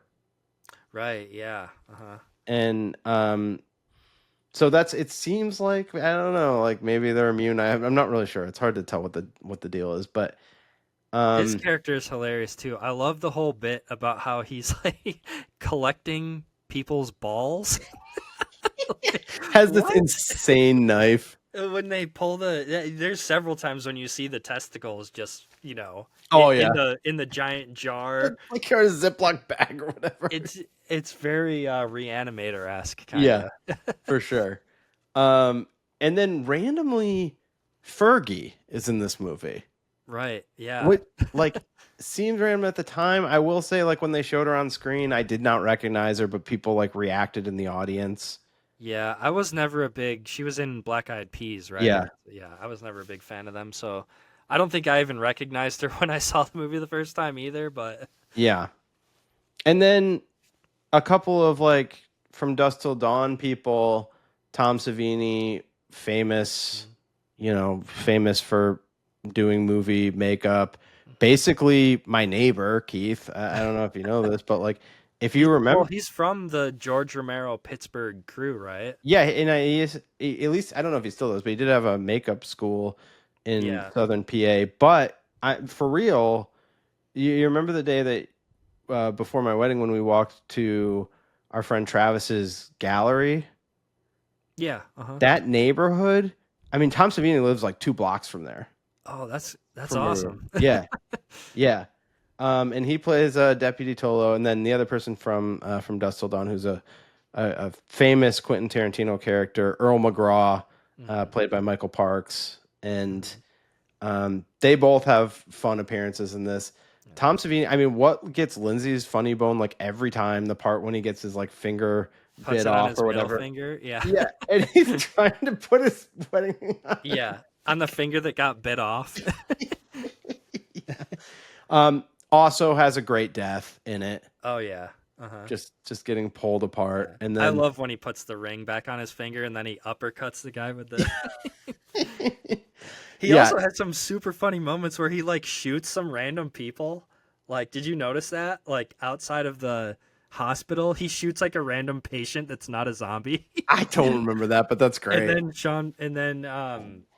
not Sean Bean, Michael Bean's character kind of scolds him because he's like his higher up or whatever. Yeah, But yeah, then also, if you notice, if you listen to the dialogue closely, after there's a funny moment where there's like a sex scene between Ray and Cherry, and then there's like they do the missing reel thing, where yes, it totally cuts out like a section of the movie, yep. which is supposed to explain like Ray's like backstory kind of, Yeah, which is kind of annoying, but at the same time, I fucking fun. love that. I think it's Yeah, really cool that yeah. they did that. But Well, if you listen to Michael Bean's dialogue there, he says that Tolo shot him on accident. yeah.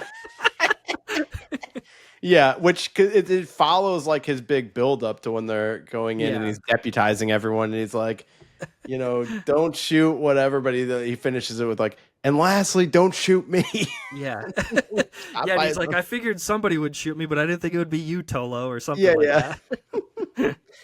that. Um, something I gotta bring up from the beginning of the movie or earlier in the movie that's, it's kind of moved on from, but there's like some great sequences when they're actually in the hospital. Whoever the Oh yeah, other doctor is that's always talking to Josh Brolin, I didn't write down that actor's name, but he is hilarious. dude. He in real life was Robert Rodriguez's doctor. Oh, really? Yeah, so there's three characters. I don't think I wrote their names down in my notes, but so that guy was his doctor in real life. And you're talking Uh about the guy who's like looking up the pictures of like yeah, the guy who penises shows that the have, pictures and he's yeah. like, "Oh, this guy's peeing through all these holes or whatever." I think that guy's delivery is so good. Yeah. So there's that guy. Um and then the guy who owns the go-go dancer joint. Oh, okay, yeah. I can't think of his name right now. The Sorry. guy who can actually also fly a helicopter. Yeah, yeah. So that guy was Robert Rodriguez's real estate agent in real That's great. life. And I think the third one was like the paramedic. I could be wrong about this one, but I want to say that it was the paramedic guy, with like the curly hair. Uh, he was just Robert Rodriguez's like friend or something or neighbor. Yeah. So he had a couple friends from real life that were not professional actors. That other doctor though, I just think he doesn't have that many lines, but he knocks them out of the park. His delivery. Yeah. Uh-huh. Yeah. He's We just kind of great. brushed by Josh Brolin too, but he has some really awesome moments that I wanted to just touch on too. We didn't brush Because by. We just haven't gotten to it. Oh, okay, never mind. Okay, continue. No, I'm then. kidding. No, go ahead. It's free. It's free form. Okay, so the one moment that I wanted to bring up was when he gets the goo like squirted on his face. Yeah. Right before that moment, we talked about this or alluded to it in our body double episode. Yep. The part where the guy coming after him has the saw blade, Yeah, yeah. and the electric cord just like comes unplugged right at the last second. Yep. I love that part. I was thinking the same thing when I was watching it, and I will say when they squeeze the goo, anytime they're squeezing, because it happens a few times where they're like popping wounds, like they're like zits or something, and goo comes out, and like every time, audible reaction from my parents. Yeah. Oh, Yeah. For some reason, stuff like that normally kind of grosses me out a little bit too, but I don't know what they used in this movie, but it doesn't really gross me out that much for some reason. I don't know. yeah, I get it. Well, and then there's a lot of good stuff with Marley Shelton, the other doctor. One of the maybe top, I don't know what you would describe it as, but I think one of the most creative things that I guess something that I wouldn't have thought of doing in a movie, but they introduced the whole thing with her little needle situation where she injects patients, but it happens to her and she goes numb. But the whole thing where she tries to open the car door and it like breaks her wrist or whatever, Yeah. like that is gnarly, but I'm also always like, oh, that's good. Yeah. That part, and even just the part where Brolin's character is stabbing her in the hand. Yeah. For some reason, that grosses me out worse than like the big nasty boils on the tongue and stuff. Well, it is gross. Anything Like with the needles. idea is of the gross. needles just puncturing, and it's not even, you don't even really see that much. No. But you hear it kind of, and it's, yeah. And it would be such small incisions, but yeah, there's just something that's icky about like Getting that happening. stabbed like several times, yeah. And in the hands, for some reason, that freaks me out a little bit more than anywhere else, probably. Yeah. And again, like this is not a movie at all that you would ever consider nitpicking the plot, but there is a part that I always think is completely bizarre, which is like the whole thing with the babysitter twins and Yeah. Dakota. Like, first of all, it's weird that her son ends up accidentally killing himself or whatever. Yeah. I So guess. did you know that they actually shot a bunch of other scenes where so that actor is actually Robert Rodriguez's son too. Oh, fun. Okay. But they shot a whole bunch of different scenes where it was like him making it out, where he's carrying his little container with his turtle, his scorpion, and his spider, and all the way up until like the beach scene at the end. Like they shot stuff like at the barbecue place and like just a bunch of other like quick little shots, because I guess Robert Rodriguez couldn't decide at the moment if he wanted to actually have that happen or not. Okay. And another just fun fact about it too is at the time, so I have this cool Please. box set where I watched some of the special features over the last few days, and that's where I learned about that. But apparently at the time, so this came out in 2012, so like what, 4 years or something. I don't know when they recorded the interview where he said this, but apparently he never told his son that he dies in the movie. Like, Okay. So there was like years where that actor didn't know that he actually died. He thought he lived until, eventually seeing the movie. Well, maybe the indecisiveness of what to do with him actually plays into this, because it does seem it's such a random death. Yeah, it's shocking for sure. Yeah. But what is the deal with the babysitter twins? Because then they just start fighting with Dakota, right? So another random thing with Robert Rodriguez, those were his nieces. You probably knew that one though, No, I right? didn't. I didn't know that. So those are his real life nieces. And he just thought that they were fun. Like I guess they were visiting one time or something. He was like, I should put you guys in this movie because you guys are crazy.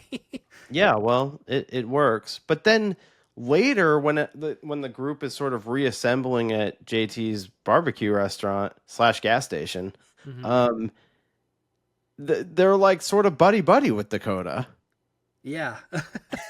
Not Yeah, impressed, as far as I can tell. yeah, which is part of what makes that whole missing reel super funny because I feel Yeah, like there's all these little things like that you notice yeah, upon that's like rewatch. You're like, oh, that like that. What? Why did that happen? Like, oh, yeah.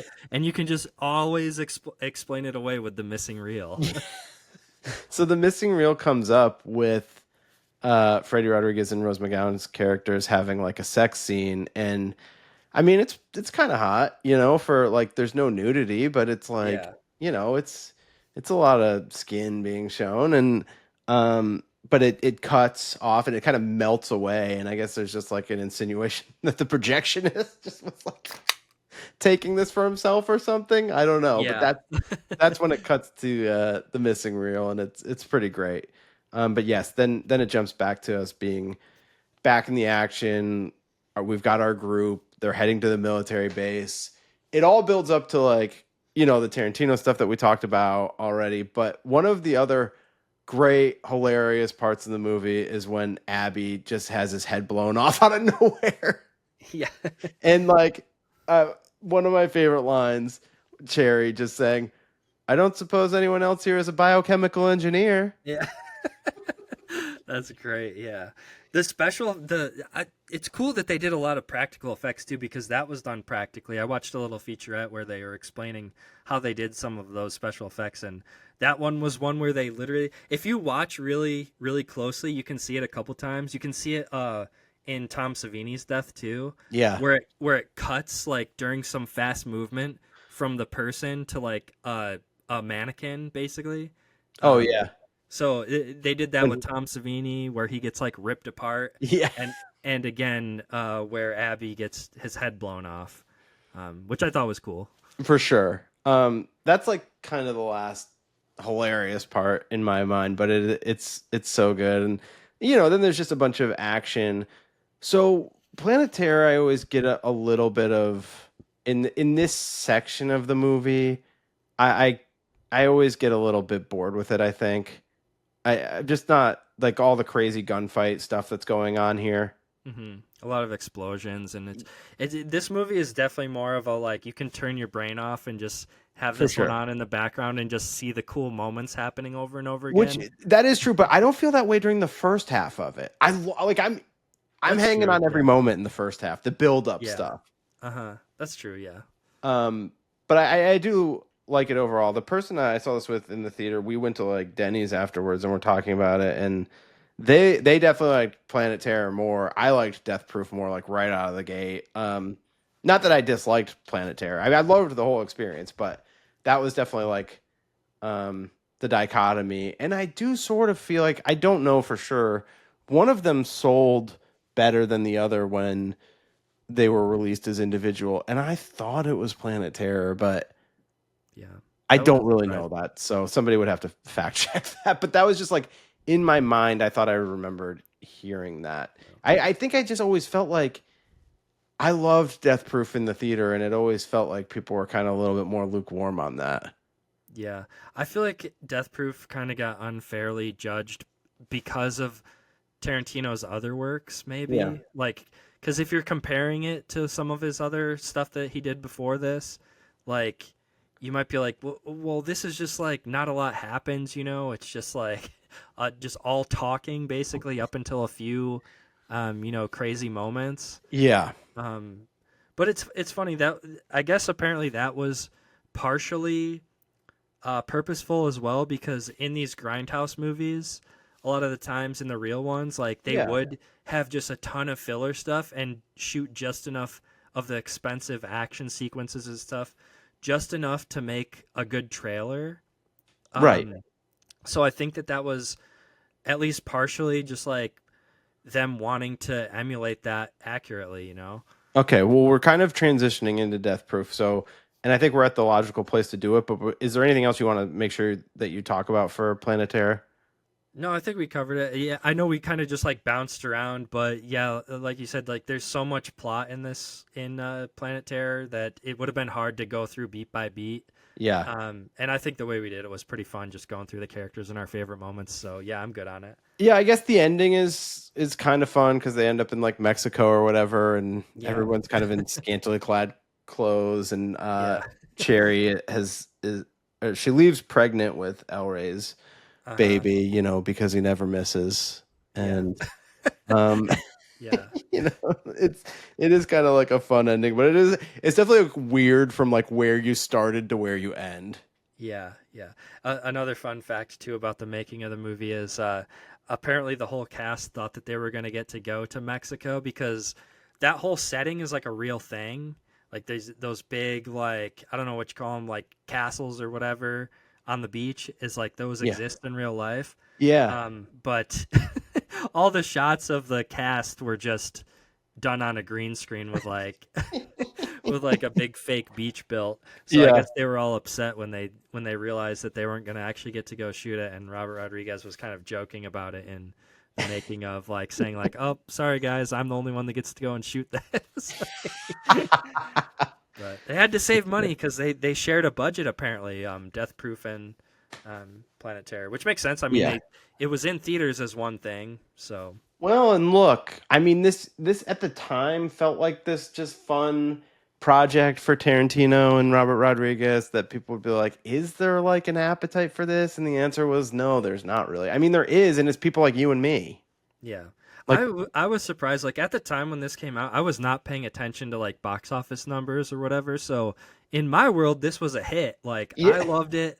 All my friends loved it. I just assumed that it did yeah. well, and apparently it Well, didn't. I know what you. I guess I had a memory that it was like that it was closer to break even. Yeah. Um, I knew that it wasn't a smash success, but I thought that it like maybe I convinced myself that it like made it to break even, and then with the DVD sales, it pushed it over. But that doesn't seem to be the Yeah. case. Apparently the budget was like I want to say it was like 50 to 60 million and it only made 25 million or around there back Yeah, yeah. at the box That's office. So, that's a loser. It's a yeah. loser, but it's okay. It's my kind of loser. Yeah. Um. So let's get into Death Proof, and yeah, you were going off on a lot about it, which we'll get a little deeper into. I'm just gonna put this out there, Keith, and I know that there's people that listen to this show that would be like, "This is bullshit. Matt has no cred at like anymore," and to them I say that's fine, but this is the way it is. I won't even say these are the 5 best Quentin Tarantino movies. I'm not going to say that. But I will say for me personally, my 5 most watched Tarantino movies, not in order, but the 5 most watched Tarantino movies for me are Once Upon a Time in Hollywood, Jackie Brown, Pulp Fiction, Inglorious Bastards, and Death Proof. Like Death Proof is up there in why I love watching Death Proof. And Yeah. and that's the way it is, people. And I'm not going to apologize for that. I love watching it too. But dude, yeah, I can totally see that from your taste. This is like a total girl power movie and you're a girl power guy. Absolutely. And I actually like there was stuff that I was seeing that people are like, "Oh, where's all the Tarantino cool dialogue? It's lacking in this one." I Where think, does that come from? This movie has tons of great dialogue. dude, I think so too, but forget the first group of girls for a second, which we're going to go a little bit more in order for this one. So we'll get there. I think it's okay with that group. I think Sydney Poitier's daughter, also named Sydney, but with a Y instead of an I, plays Jungle Julia, and I think she has some great lines. But the second group, when we're just around them hanging out and they're talking to each other, I'm like, this is the best depiction of a group of girls talking a movie that I've seen at that point in my life. Because like most of the time, it was a group of girls. It was that I had seen like being crass and real. I mean, the closest version I had of that was like Sex in the City. Like most of the time, like girl characters didn't have like these scenes where it was just girls and they kind of had like their version of locker room talk. And guess what, people? I've been around some of them, and there's a lot more of that goes on in the world than Oh yeah. was historically played in movies. And I think like once you get to like that second group of girls, you get a lot more of that. And I was like, yes, this reminds me. I mean, you remember a time period where there was a group of girls that we were friends with that I hung out with like a decent amount. It actually was like when a lot of you guys moved away. But that's what it was like hanging out with those girls. Like they talked like this, not like the movie set version of it, but And they're I just was like, we don't care that Matt's here. We'll still keep doing our locker talk. yeah, like they were just crass. Yeah, I mean, they didn't view me as like I was just one of the girls as far as they were concerned. And I was like, listen, I'll take it because I'm desperate because all my friends moved away. But so I agree with you. I mean, I think that there's a lot of great dialogue and fun dialogue. Now the guys have shitty dialogue. Like when you're in the bar with like Eli Roth and he's like the biggest idiot douche. Oh yeah, they're talking about buying shots to get the girls drunk so that it'll push them over the edge of getting laid or whatever. That's like real scumbag material. Yeah. I mean, but Stuntman Mike has some fun dialogue. Uh-huh. And when Earl McGraw has his big sequence, I think that's like pretty great. All right, let's go in a little bit of order for this one. So we meet our first group of girls, and I think you said it. This is kind of like a 3-act movie. It's like act 1, and then there's like a conclusion to that, I would say. And which then I thought was super unique at the time, and still to this day, I can't think of another movie where you see like the first group, and then it's like the closest thing I could think of was the Friday the 13th remake, where you see, but that's only like the first 15-20 minutes of the movie, I think, where you see the first group go through this whole storyline, and then it cuts, and you're just with a whole new group of protagonists. Yeah. A smaller version of it, the first Mission Impossible movie, where you think you're going to be with this group of characters for like the movie and then they're gone. Yeah. Uh-huh. You know, that just also came to mind as you were talking about that. But 100% right. It's like you think that this is who the movie's about, and it is for half of it, and then it's about other people. But with this first group, it's Jungle Julia, played by Sidney Poitier's daughter, Sidney Poitier, but Sidney with a Y.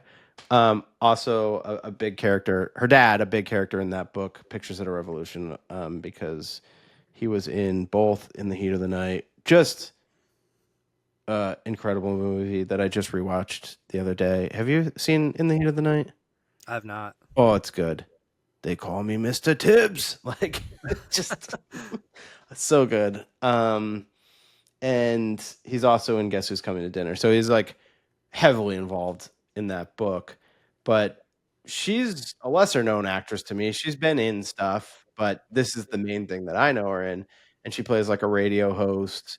She has her little group of friends. She's seemingly caught up in some relationship with some dude who we never really meet.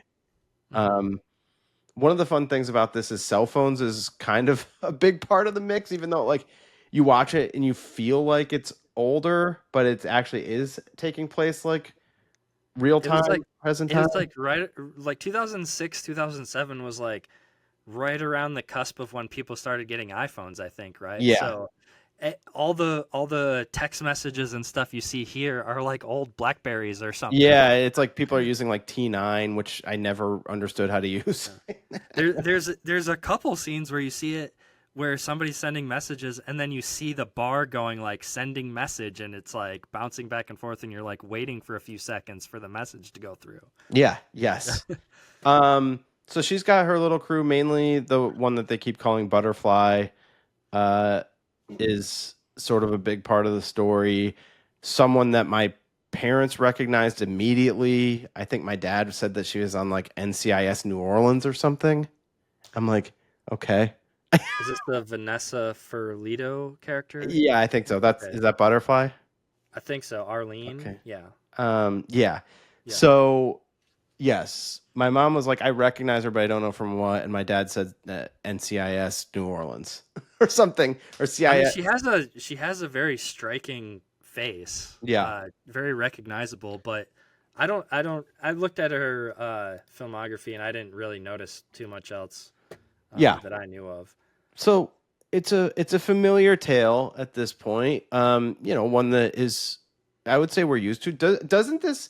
I mean, other than the fact that the dudes are just like the absolute worst, which I guess was probably true of us as well, but like it does really remind me of being in like your early mid 20s, going to bars in town, just hanging out in bars, playing music on the jukebox. Like it That's what 90% of this movie is, and it does feel pretty accurate to like what it was like to just be hanging out with a group of friends, playing darts, picking music on the jukebox, hanging out, totally agree. They're in Austin, mingling Texas. with the bartender and random people, you know. Yep. I've never been to Austin, but it seems like a super fun town. They go by the Alamo Draft House, Hmm. and you're just kind of vibing with what these people are doing, and it feels very authentic for those of us that hung out in these types of places. You and me certainly not excluded from that list. Yep. And the big thing is Jungle Julia put something on a radio program where to try to get her friends some attention, you know, somebody has to come up to her and say, I don't know, part of a Robert Frost program, poem, yeah, program, and like, but change the words. And then if they do that and buy her a drink, that she'll have to give them a lap dance. Hmm. But Jungle Julia is going to wingman it up and be like, look, if there's somebody that you don't want to do it, I'll say that you already did it and we'll get you out of it. So that's looming over the night. There's this idea that the girls are going to go to some lake house too. That's like the end destination. So Yeah, they're, they're like no hooking up with guys tonight. You can make out with them, you can dance with them, you can give them a lap dance, yeah, but no hooking up with them because we're going to this lake house. And she says, "Which is it? Shanna, the girl that's like the blonde who's yeah, leading the group, or it's her lake house or something." She says her dad will undoubtedly show up and yeah. perv on them later on, so Do, that's the reason why they can't have boys over. do you have that actress's name written down? I didn't write it down, but Yeah, Jordan Ladd, it says. yes. So I kind of knew her at the time. I think she was in Club Dread too. Yep, it says she was in Yeah. Cabin Fever as well. Yeah. So she was And like Never popping. Been Kissed. Yeah, so she was like popping up and stuff for a while. So I did kind of know her at the time. I don't know what she's gone on to do, but yeah, for Club Dread fans out there, which there are a few of us, Uh, you know, Apparently Jordan she's in Lab. Inland Empire too, but I don't remember her being in that. Yeah, I did not pull that when I watched Inland Empire, but um, yeah, and they're hanging out, and we meet Kurt Russell playing stuntman Mike, who talks about himself as a stuntman, how he's ended up in Austin. Now I know there are movies filmed in Austin, including this one, parts of it. But he seems a little out of place wearing his kind of ridiculous jacket, but he's got all the confidence in the world. There is a part that I like early in the movie, like before this, where you just see him like looming in the background, and you just see his car kind of following or whatever. Hmm. There's just a shot of the car driving in it, and it seems very old school the way it's shot. Like, and I dig that part, but he, I think, has been following them. You see his car in the parking lot, and he originally starts talking to Rose McGowan, who's had crossover appeal, but she's a little bit more of a bimbo character in this one, or at least portrayed as that. I don't think she's dumb, but like they kind of portray her. I guess if it was from the perspective of Jungle Julia and her friends, you would be like, this is a bimbo. They seem like they don't like her. Yeah. Hmm. Um, and Stuntman Mike is like, I don't drink, I just eat nachos. Which, by the way, how good do those nachos look? They look good, but I kind of hate his introduction where you see the super close-ups of him eating those cheesy nachos. Like, this is gross. I don't want to see him chomping that close No, up. Like, it is I know, foul. I know it's purposeful, but I don't like that scene. Wet hot American summer. You've got barbecue sauce all over your face. I He's know. like licking his fingers, like, It's pretty foul. yeah, it's gross. But he kind of hits it off with Pam and is gonna give her a ride home. Although everyone kind of acts like Stuntman Mike is a bit of a creep, and he gives off creep vibes, even though Kurt Russell, good-looking man, I would say. Mhm. Yeah. Um, he approaches Butterfly outside, does the whole poem bit, and they have this whole thing where Jungle Julia, which by the way, it sounds a little weird and uncomfortable calling her Jungle Julia, but that's her radio personality name, Hmm. and so that is like a part of the movie. Um, Also, a fun connective thread through a couple other Tarantino movies, right? that could Because be. I don't there's know that. I want to say they mentioned Jungle Julia in Reservoir Dogs. Yeah, that seems right. That does seem Um, right. Yeah. and then they also there's also a really quick line that you hear on the radio in Planet Terror. I think it's in Fergie's car where you hear it Yeah. where they say Jungle Julia, rest in peace or something like that. Oh yeah. Yeah, Yeah. that's right. And There's a lot of like fun connective tissue like between like a lot of his movies, like the Red Apple cigarettes, and yeah, there's more stuff that we'll talk about later on that I noticed on this rewatch, but continue. totally. But I think the overall thing with the idea of the Jungle Julia character is it's just kind of like a nod to blaxploitation. Yeah, for sure. Um, Stuntman Mike does this thing with Butterfly where he's like, "You're going in the book," and he's doing like a John Wayne accent. I don't love this part. I don't Yeah. know what it is. It's a little bit like that enough. If I was the girls, would be like, "Okay, get away from us." But for some reason, him saying that Butterfly, you're going in the book under chicken shit, actually inspires her to give Yeah. him the lap dance. Yeah, she's not into it at first, but then when he pulls out the John Wayne bit, for Yeah, some reason that works on her, and I'm I like, guess what? I think what you're supposed to take is just like the fact that he's calling her chicken works, but Yeah. yeah, him doing that bit, I'm not here for it. I don't love it. Now, one part that I do love in this interaction, and maybe my favorite little exchange of dialogue, is when he asks if she's scared of him, and she says, "Yeah," and he goes, "Is it my scar?" And she says, "It's your car," and it's like so Yeah. lame but so good. Dude, yeah, no, I like that too. It is, yeah. Yeah, I don't know. I don't know what to say about it, but I do Yeah. like it. Yeah. It's one of those things where it seems like a softball, like so, like Yeah. it was put up on a It tee, but it's it just seems like trailer dialogue. Like like yes, that was written to be in the trailer, yes, but I eat it up every time. Like Uh-huh. I'm excited for it, and I'm happy when it happens. So Yeah. if you want to call me an easy mark, I'll take it because Uh-huh. I love that part. Yeah. It's like too witty or something, Yeah. Yeah. And then we have the actual missing reel so we missed the lap dance because that's the missing reel. Although I do think that it is a deleted scene. What's that? Say it again. The lap dance. It's a missing reel here, so we don't actually see it. But I did think that they filmed it, and there is like a deleted scene of it. Of the lap dance? Yeah. Huh. Well, on the Blu-ray that I watched today had like I don't know, like a good 5-minute section of the lap dance.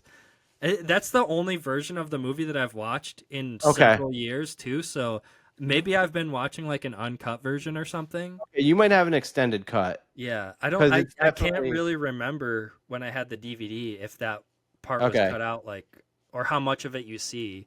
So I can't really say. But It's definitely missing from the version I have, which I believe is the theatrical. so you don't even see her dancing on Kurt Russell at all. Right.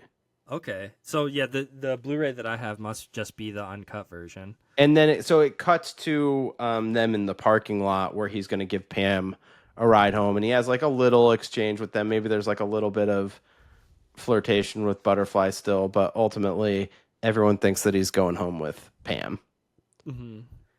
There's a fun little exchange too because at first, the main group of girls isn't really getting along with Rose McGowan's character. Right. Like they're kind of making fun of her, saying she looks like a stupid hippie or something.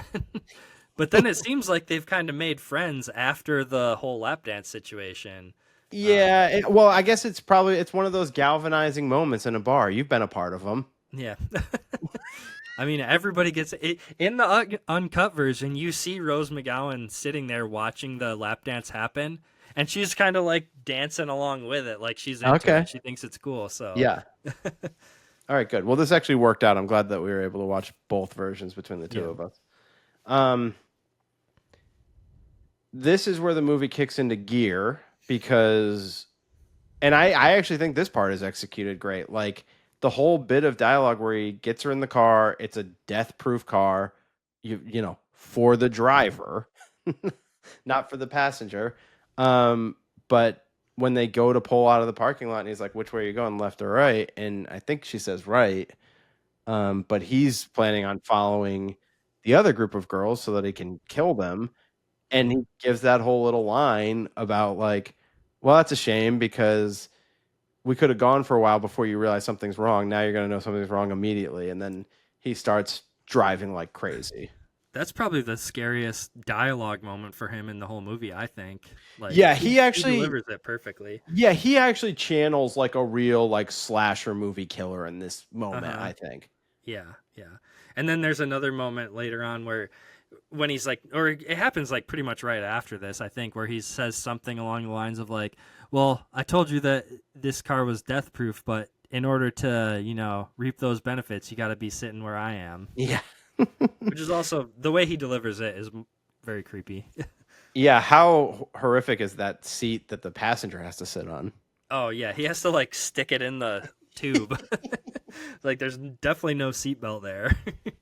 But Tarantino has always been good at bringing certain pieces of music, or I mean, it's everything. I mean, sometimes he takes like scores from other movies, but sometimes he just has a great moment for a great song. Which this has a few good songs in it. The one, a band called Smith song that's in it.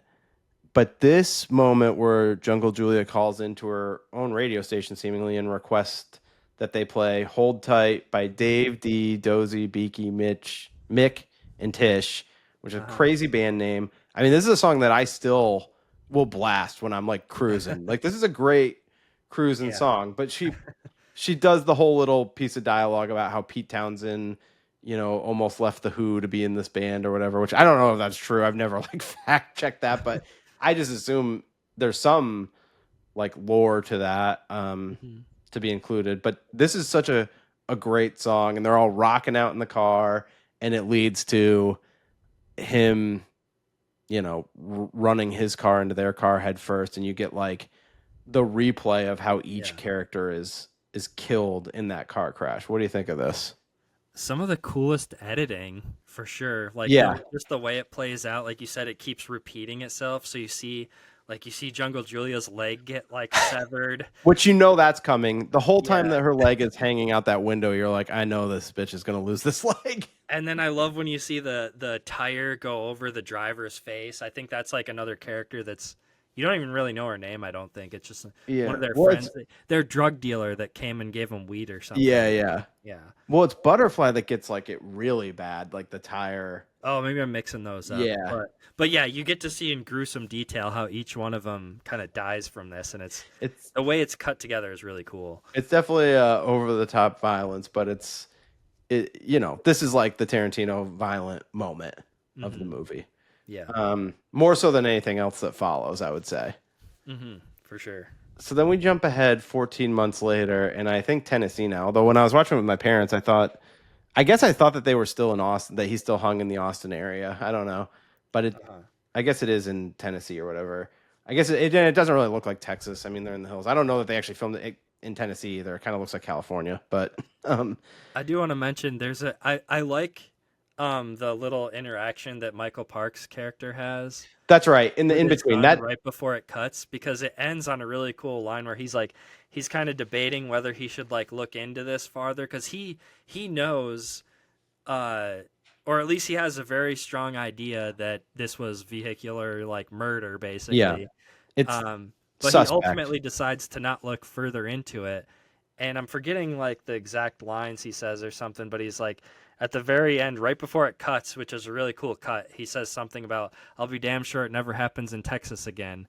And then it cuts, and then you see the thing that says, that's right, whatever town they're in now. That's right. Yeah. So thank you for bringing that up, because that is a key piece of the movie. It's a fun little sequence in between. It breaks up the action. You get to see Dakota Block Mm-hmm. in this sequence as well. Yeah. And it's always fun to have a little Michael Parks, Earl McGraw, and yeah, he has some great lines about explaining that. Yeah, I think this guy did it, but what, I mean, I mean, everybody's gonna think. I mean, this guy was sober. They were all drunk and have Mm-hmm. drugs in their system. Like, Yeah. do I think that this would get more questioned? Yeah, I do. But for the purposes of this movie, that scene works really well. Right. And we have a new group of girls, Abernathy, Kim, and Lee, picking up real life stunt person Zoe Bell, Mm-hmm. who really incredible in this movie. This was definitely the first time I saw her. She's since acted in a lot more things, including Lost and Once Upon a Time in Hollywood. But this was the first thing I ever saw her in, and Yeah, me too.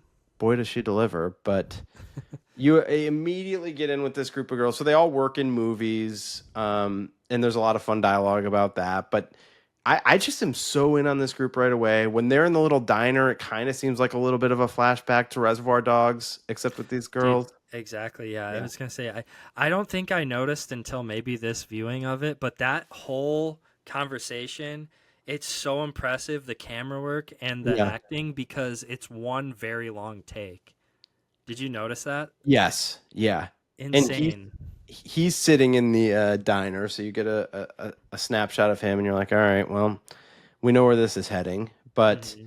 you're just so enthralled hanging out with these girls. I mean, I love this group of girls. Yeah. The girl that plays Kim, I think she's so good. I Oh don't yeah.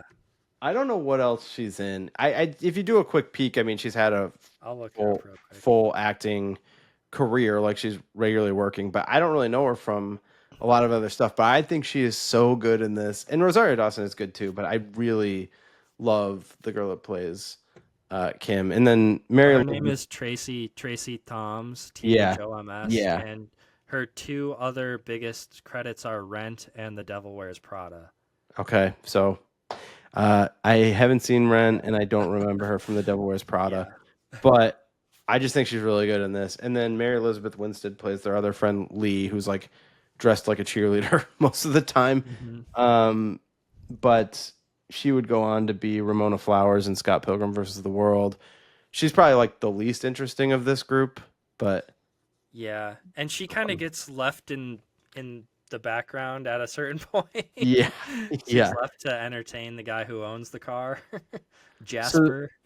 so Zoe Bell's character reveals that there's a 1970 Dodge Challenger, which is the same type of car from the 1971 film Vantage Point, which I have not seen, but I guess I just need to see at some point. I know. I did. As long as I've loved this movie, I can't believe that I have not taken the time to watch that. I just need to do it as well. But I mean, I'll take this time to point out again, for as much as I love this movie, I'm really like not a car person at all. Maybe I could find myself being into some version of classic cars, like this, maybe this muscle stuff from the 70s, or like Hmm. some sort of old, nice classic car. But I mean, somebody asked me the other day, like, what my dream car is, and I was just like, it's my dream not to have a car. Yeah. Like in my dream, or a driver, like a full-time driver. Like those are my two dreams when it comes to cars. Like I never have to drive again. Hmm. So if that tells you anything, um, but Can we go back to the please, introduction of this new group just real yeah, quick, because there's yeah, some fun stuff here that I noticed. please, So the car that they're originally driving, the yellow, I think it's like a Mustang with the black stripe down the middle. yeah, which is sharp. Have you ever noticed that's definitely a callback to Kill Bill, because on the back there's a bumper sticker that says Pussy Wagon Oh, I in didn't pink. notice that. No, I So it's didn't. like, yeah, I don't think I noticed that until maybe this viewing either. But then also when Rosario Dawson's phone rings, I think it's Rosario Dawson who's actually in there like buying snacks or buying the magazine or whatever. When her phone rings, the ringtone is the whistling from Kill Bill as well. So I Yes, just love all these little Easter eggs I that know there is a ton Tarantino of sprinkles. there's a ton of fun stuff in it, and we'll probably miss a bunch of them too. And Um, we didn't talk about the Kurt Russell like absolute creep moment of licking the toe or whatever. oh yeah. We're not really licking it, but coming up and doing creepy stuff to her feet hanging out the window. Well, it's a Tarantino movie, so feet prominently featured. Yeah. The opening credits start with the feet like That's up on the true. dash. Yes. Yes, which people always certainly love to point out in videos whenever the Tarantino feet stuff is in the mix. But ultimately, Zoe Bell wants to just see if they can take this car out for a test drive, and they all go out there to pick it up. The guy who owns it is a weirdo creep. Played by Jonathan Lauren. I think he's a regular in Adam Sandler movies, I think. Right? Yeah, yeah. You know who he looked like? I don't think this is him. He kind of looks. No, it can't be. I don't think it's this guy. Although I guess my timeline might be weird. I didn't look at this guy at all, but like he kind of looks like the sugar water guy from Men in Black. No, it's not him, but Yeah, he it's does, not he that does guy. look like him. Yeah, no, What? he's in Waterboy, Little Yeah, Dicky, 50 First Dates. He's in a lot of these movies. I think Grandma's Boy too, which I yeah. love. Oh, is he one of the mover guys in Grandma's uh, Boy? in uh, in Grandma's Boy, Yeah, no, he's I'm trying to remember who he plays in Grandma's I'm really Boy. striking out on this guy. I do recognize him from Adam Sandler movies. Yeah, We'll leave it at that. he's one of that crew. Yeah. Yeah. Um, they decide to well, I guess I should say it like this. Zoe Bell has a plan as to like what they're going to do when they get this car out. She reveals that plan to Kim. They want to leave Abernathy and Lee out of it, but Abernathy's wise that they're up to something and gets herself involved, and they leave Lee with this weird Jasper dude, which I mean doesn't feel great. I Yeah. It it feels does. pretty shitty of them to do that to their friend. It is played for laughs and it is funny, but it is like it is a little unsettling. Yeah. Like, don't leave And the fact too that Abernathy basically tells Jasper that she's a porn star, but she's not really, just lies Yeah. to him about it. Like, So they're going to do this thing that they call ship's mast, which Kim and Zoe seemingly have done before. Well, they have done before, and Kim was like, "You said we would never do this again." There's what I think. Some people, I guess, think this stuff is boring. I think it's a fun sort of slow build to them doing this. Like, I think there's tension building yeah. as it's leading up to this. You're like, I don't know what these girls are gonna do, but it seems kind of nuts, and it is. Basically, it's they're gonna Zoe's gonna strap herself in to the car with two belts and be on the hood while driving at high speeds, and Kim's gonna drive. And Abernathy, it is funny how she's like somewhat trying to be like the voice of reason on stuff, and they're like mean to her. um, but once things like settle in and they're actually doing this, Abernathy comes in the front seat, and I think this is played well. Like there's a part where she seems very apprehensive, and then sort of settles into what's happening, and then like gets excited. Yeah, I love there's a close-up shot of her in the front seat where she just slowly cracks a smile. She goes from being scared and kind of being the one that's like, "Guys, I don't think we should do this," Yeah. to being like, "Okay, this is fun." Exactly. But then they're so I'll always remember this, dude. Being in the theater for this, I was like I was like Abernathy. Yeah. Like I was nervous for this. Like things with heights scare me. This is not a height situation, but it's definitely like this. You're suspended in the air. You're not strapped in. Like it's scary to me. You know, we've been in a similar situation to this where you were the one in the back seat being the Abernathy and I was driving. Abernathy, and I We was won't right. go into the story, but Yeah, let's just say I was right in that situation. yeah, you were right. And you were like Kim telling me to shut up. Yeah, I should have listened to you. I didn't. Well, it was a moment in time. But unfortunately, in this situation for our girls, Stuntman Mike shows up and starts ramming the car aggressively, and it leads to this long sequence. It's scary. Zoe is like flying all over the hood. It doesn't seem possible that she wouldn't have gone flying off. Some incredible stunt work here. Like she's like spinning around, she's like barely hanging on, and it looks real. I didn't dig too far in to see if any of this was like done in post, but it looks like they were doing it for real with a real stunt person. It So looks that way to me too, and the shots, even the way that they're getting some of these shots, seem incredible because obviously you're having to use other cars in front mhm. of them. Like it looks pretty awesome. This Yeah, whole sequence, yeah, and for sure. um, they're able to hold off Mike though. I mean, he never really fully. There's a lot of collisions, but he never really fully is able to overcome them, and it culminates in this moment where there's a collision. Mike kind of gets a little stuck off to the side of the road, and Zoe does go flying off the hood, but you don't really see it. Yeah, I love So this moment too because like this whole sequence is great because like stuntman Mike gets out of his car and they both cars have kind of spun out. yeah, Stuntman Mike gets out of his car and he's like, "Well," he says something like, "Oh, that was fun. See you guys later." Like he's about to take off, and then blam, he gets like blasted by the gun that was it's talked about earlier, but you kind of yeah, have forgotten about it at this point, I think. it's incredible. The fact that Kim just you don't the camera is focused on Stuntman Mike, and he just gets blasted in the shoulder out of nowhere, like so unexpected. Yeah. And it's Kim. She shot Mike, and it's Uh-huh. great. And he drives off, and then you kind of cut back to Kim and Abernathy coming into this like panic setting in, like we don't know what happened to Zoe, Yeah. and She's off in the bushes somewhere and they don't know what condition she's in. they're starting to get sad because they're like, okay, we think this is taking a turn for the worse, and then all of a sudden Zoe Bell jumps up. I'm okay. Yeah. Hilarious and awesome. Just Yeah. love that part. And they're just like, of course you are. Like, and it Yeah. really rings true of like, girl friendships that like, Uh-huh. there's different personalities in the crew and they have this collective like, oh yeah, of course she would be okay. Hmm. Um, and they decide that they're gonna go after Mike and try to kill him.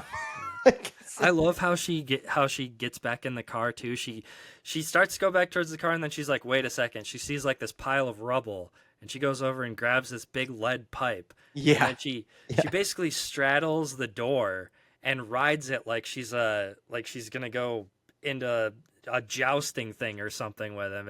It's awesome. She's just like she raises the thing in the air. It's a really cool moment. yeah. And they find him again, and he's wounded now because he's been shot. They're able to get up next to him, and Zoe hits him in the arm with that lead pipe, and we're starting to see him be like a real baby. Now Yeah. that he's shot, He's like crying. He's saying like, "Oh God, why, I why?" was kidding. Like, It was a joke, or yeah. whatever. Hell, dude, it's so funny. Yeah. And the sequence plays out in a long stretch, and like I said, I mean, I've never been into car chases in movies. It's just not my thing. But this is like the mecca of car chases for me. Like I know, but there's people like, that's crazy. What about this? What about this? What about this? And I'd probably be like, sure, I'm sure that's cool. I don't know. I was never that into a car chase in a movie until this Yeah. sequence. Okay, so Yeah. I so love be it. the needle drop too. At a certain point, they go over a jump together, and I can't remember what song it is. I should have wrote it down, but a song starts playing just as they hit the jump, Yeah. and it's incredible. I love it. No, I know that. Yeah, that's good too. At some point, there is other cars around. I think it's around Hmm. that time period Yeah. too, and yeah, it all builds to this part where they split off and they're going up a road and they're just like, oh no, are we gonna lose him here? But they're on this little like side road that's not really a road, and he's back on the main road and he starts celebrating. He thinks he's won. They're Hmm. they're like doing a little chant of like, please don't dead end, please don't dead end, please don't. Hmm. And it does meet back up. They slam into him and they've got him now. I mean, Yeah. they pull him out of the car and they just take turns beating the shit out of him. And like in the theater, I was like, this is great. I love this ending. I love this. Also edited together perfectly. Yeah. It's just that he's spinning around, and I love what he says when they pull him out of the car. That he's like, "Be careful, my left arm's broken," and they're just like, "What? Yeah. You don't care?" I'm like, shut up. Yeah. And and even better after they take turns punching him, there's like a freeze frame ending. They're like Uh-huh. jumping up in the air with like a positive piece of music or something that plays. Uh-huh. Yeah, I think Abernathy delivers like the final Mortal Kombat blow. So it's like the way they do it though is first they're punching and somebody like knocks him down to the ground and they like jump up, freeze Yeah. frame, happy music, and then it kind of cuts to the credits, and then it cuts back to them, Yeah. and she She does lifts the her like, leg up yeah, and just drops her heel on his face, and it looks like his skull just totally gets like smashed in. yeah, I think that's it. Now, you are like, is this not like American History X where, you know, yes, this guy was trying to kill you, but this is like the unnecessary roughness of crime where it's like, part of this was self-defense, but then it turned into something much more. But dude, the best thing about this is I've noticed this more and more the more like 70s movies that you're like assigning me, and I'm like just like watching on my own some of these too. A lot of older movies like this just end. You know, like there's no like what are the ramifications of Yeah. this? Like you're saying, like, could these people be going to jail for this? The movie doesn't care. Yeah. It's just like you got the satisfaction of watching him get his ass beat, and now the movie's over. And then it turns out you're like, okay, I would rather be Lee and be back with Jasper. Yeah. Yeah, like that's actually better.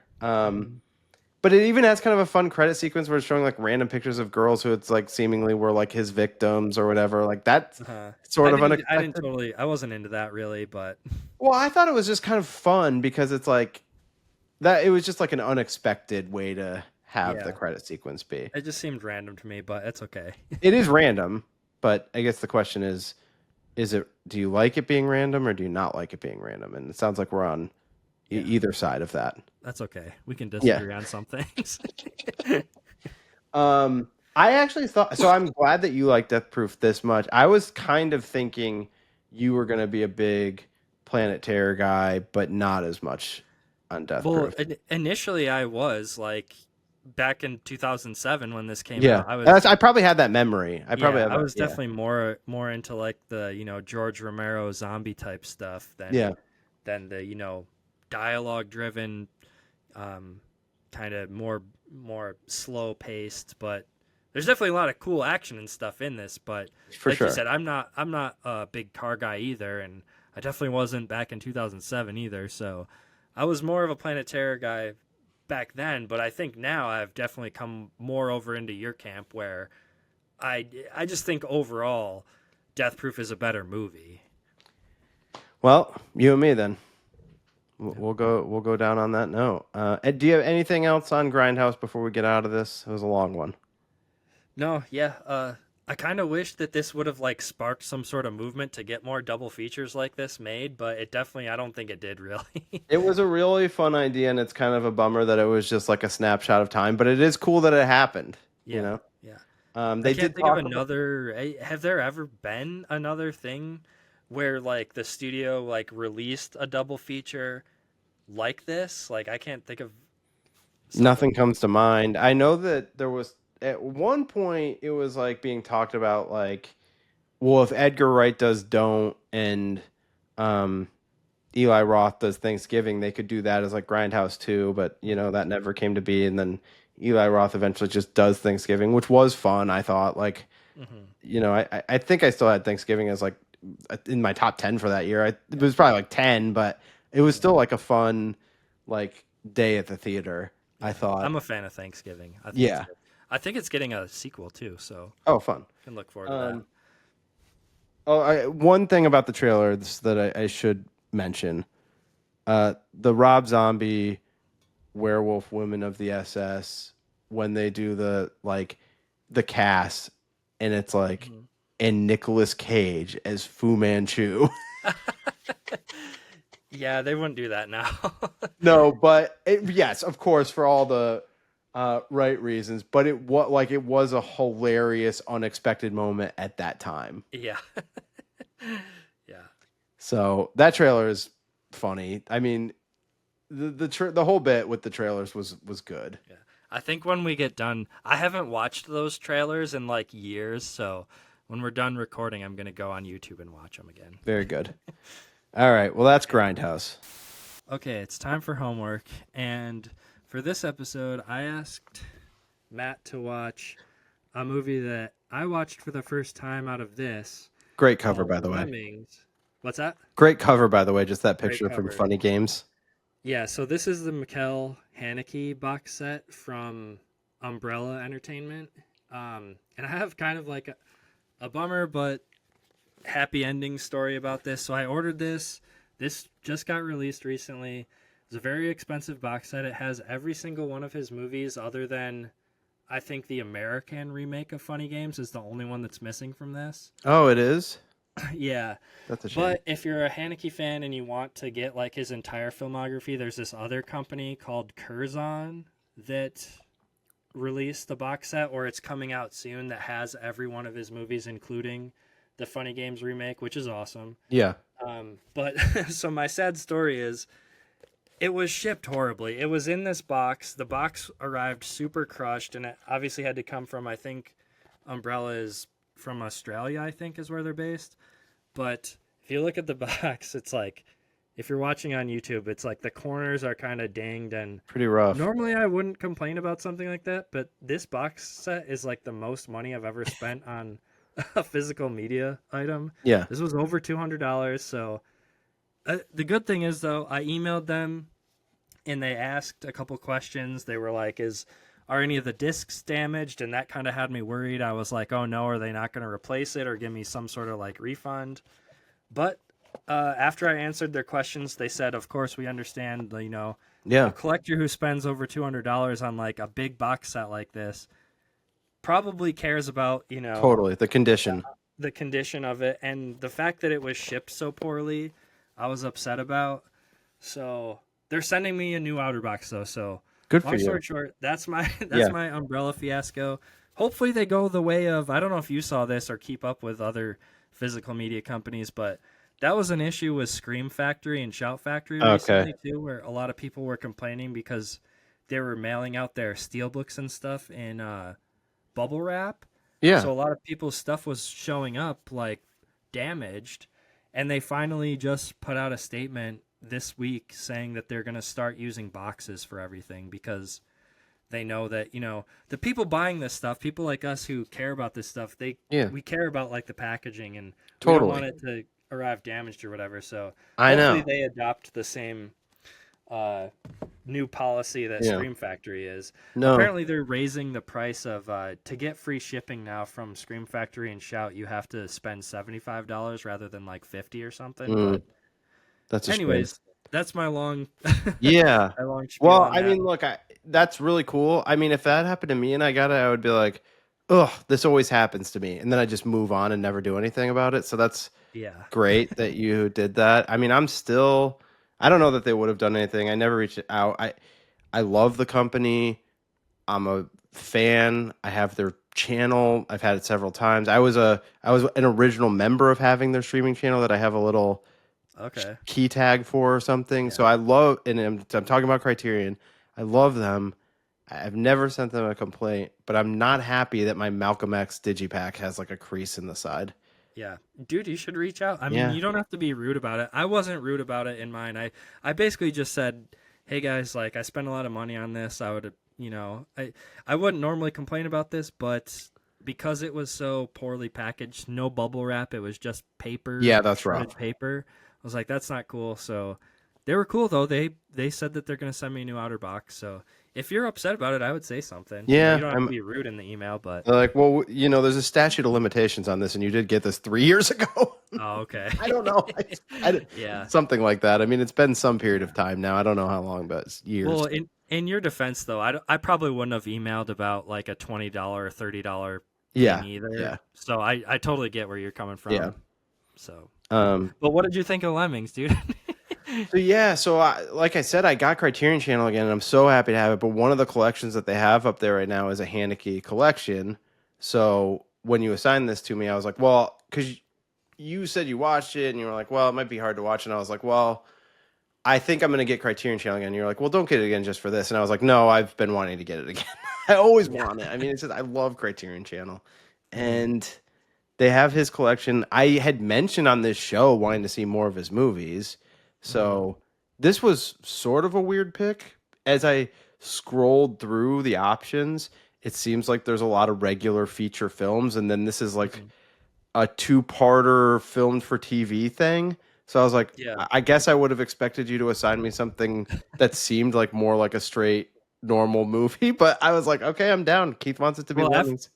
After you watched it, you probably understood why, though, right? Because we texted each Yeah. other, and you're a huge fan of The Last Picture Show, Hmm. and I just watched that for the first time, and I was like, "There's a lot of parallels here," so I kind of want to hear your thoughts.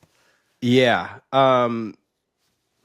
It's definitely there is a lot of crossover because it's basically a story of these youths growing up, and part two is like them as adults. I always like the stuff as the kids more because there's a lot more hope, even if like darkness and weird things are happening. There's a lot more hope about where it can go. Whereas like the adult perspective is always looking back in sort of regret or Yeah, weirdness, or it's in a dark place. Like all the stuff in Last Picture Show. I mean, the heaviest part of Last Picture Show for me is when Sam the Lion, played by Ben Johnson, with his silky smooth voice. I love his voice. Um, when he's talking about, you know, going swimming up at that fishing hole or whatever with the girl who, is Sybil's mom. Yeah, yes. And it's just there's such a sadness and a heaviness in his voice, and he's like, getting old, that's what's ridiculous. yeah, Like there's always such a the heaviness and regret to like the old characters, and it's the same thing in Lemmings. All the dark stuff happens when they're young. One part that kind of made me laugh, I love the part in part one when the woman who's having the affair with the student, when it's so mortifying because basically her husband's a teacher and he finds out that she's having the affair because the other students are like writing it on the chalkboard or whatever. yeah. They make a joke or something Yeah, about it. Yeah, but there's a drawing. Somebody puts a drawing of the yeah, student and his wife. that's Yeah, right. But when he confronts her about it, she throws up immediately. yeah, That was like my favorite part because it was just like, because she's kind of like stoic and full of herself, like leading up to that. And then as soon as uh-huh. she's like found out, she just can't Yeah. handle it, just pukes immediately.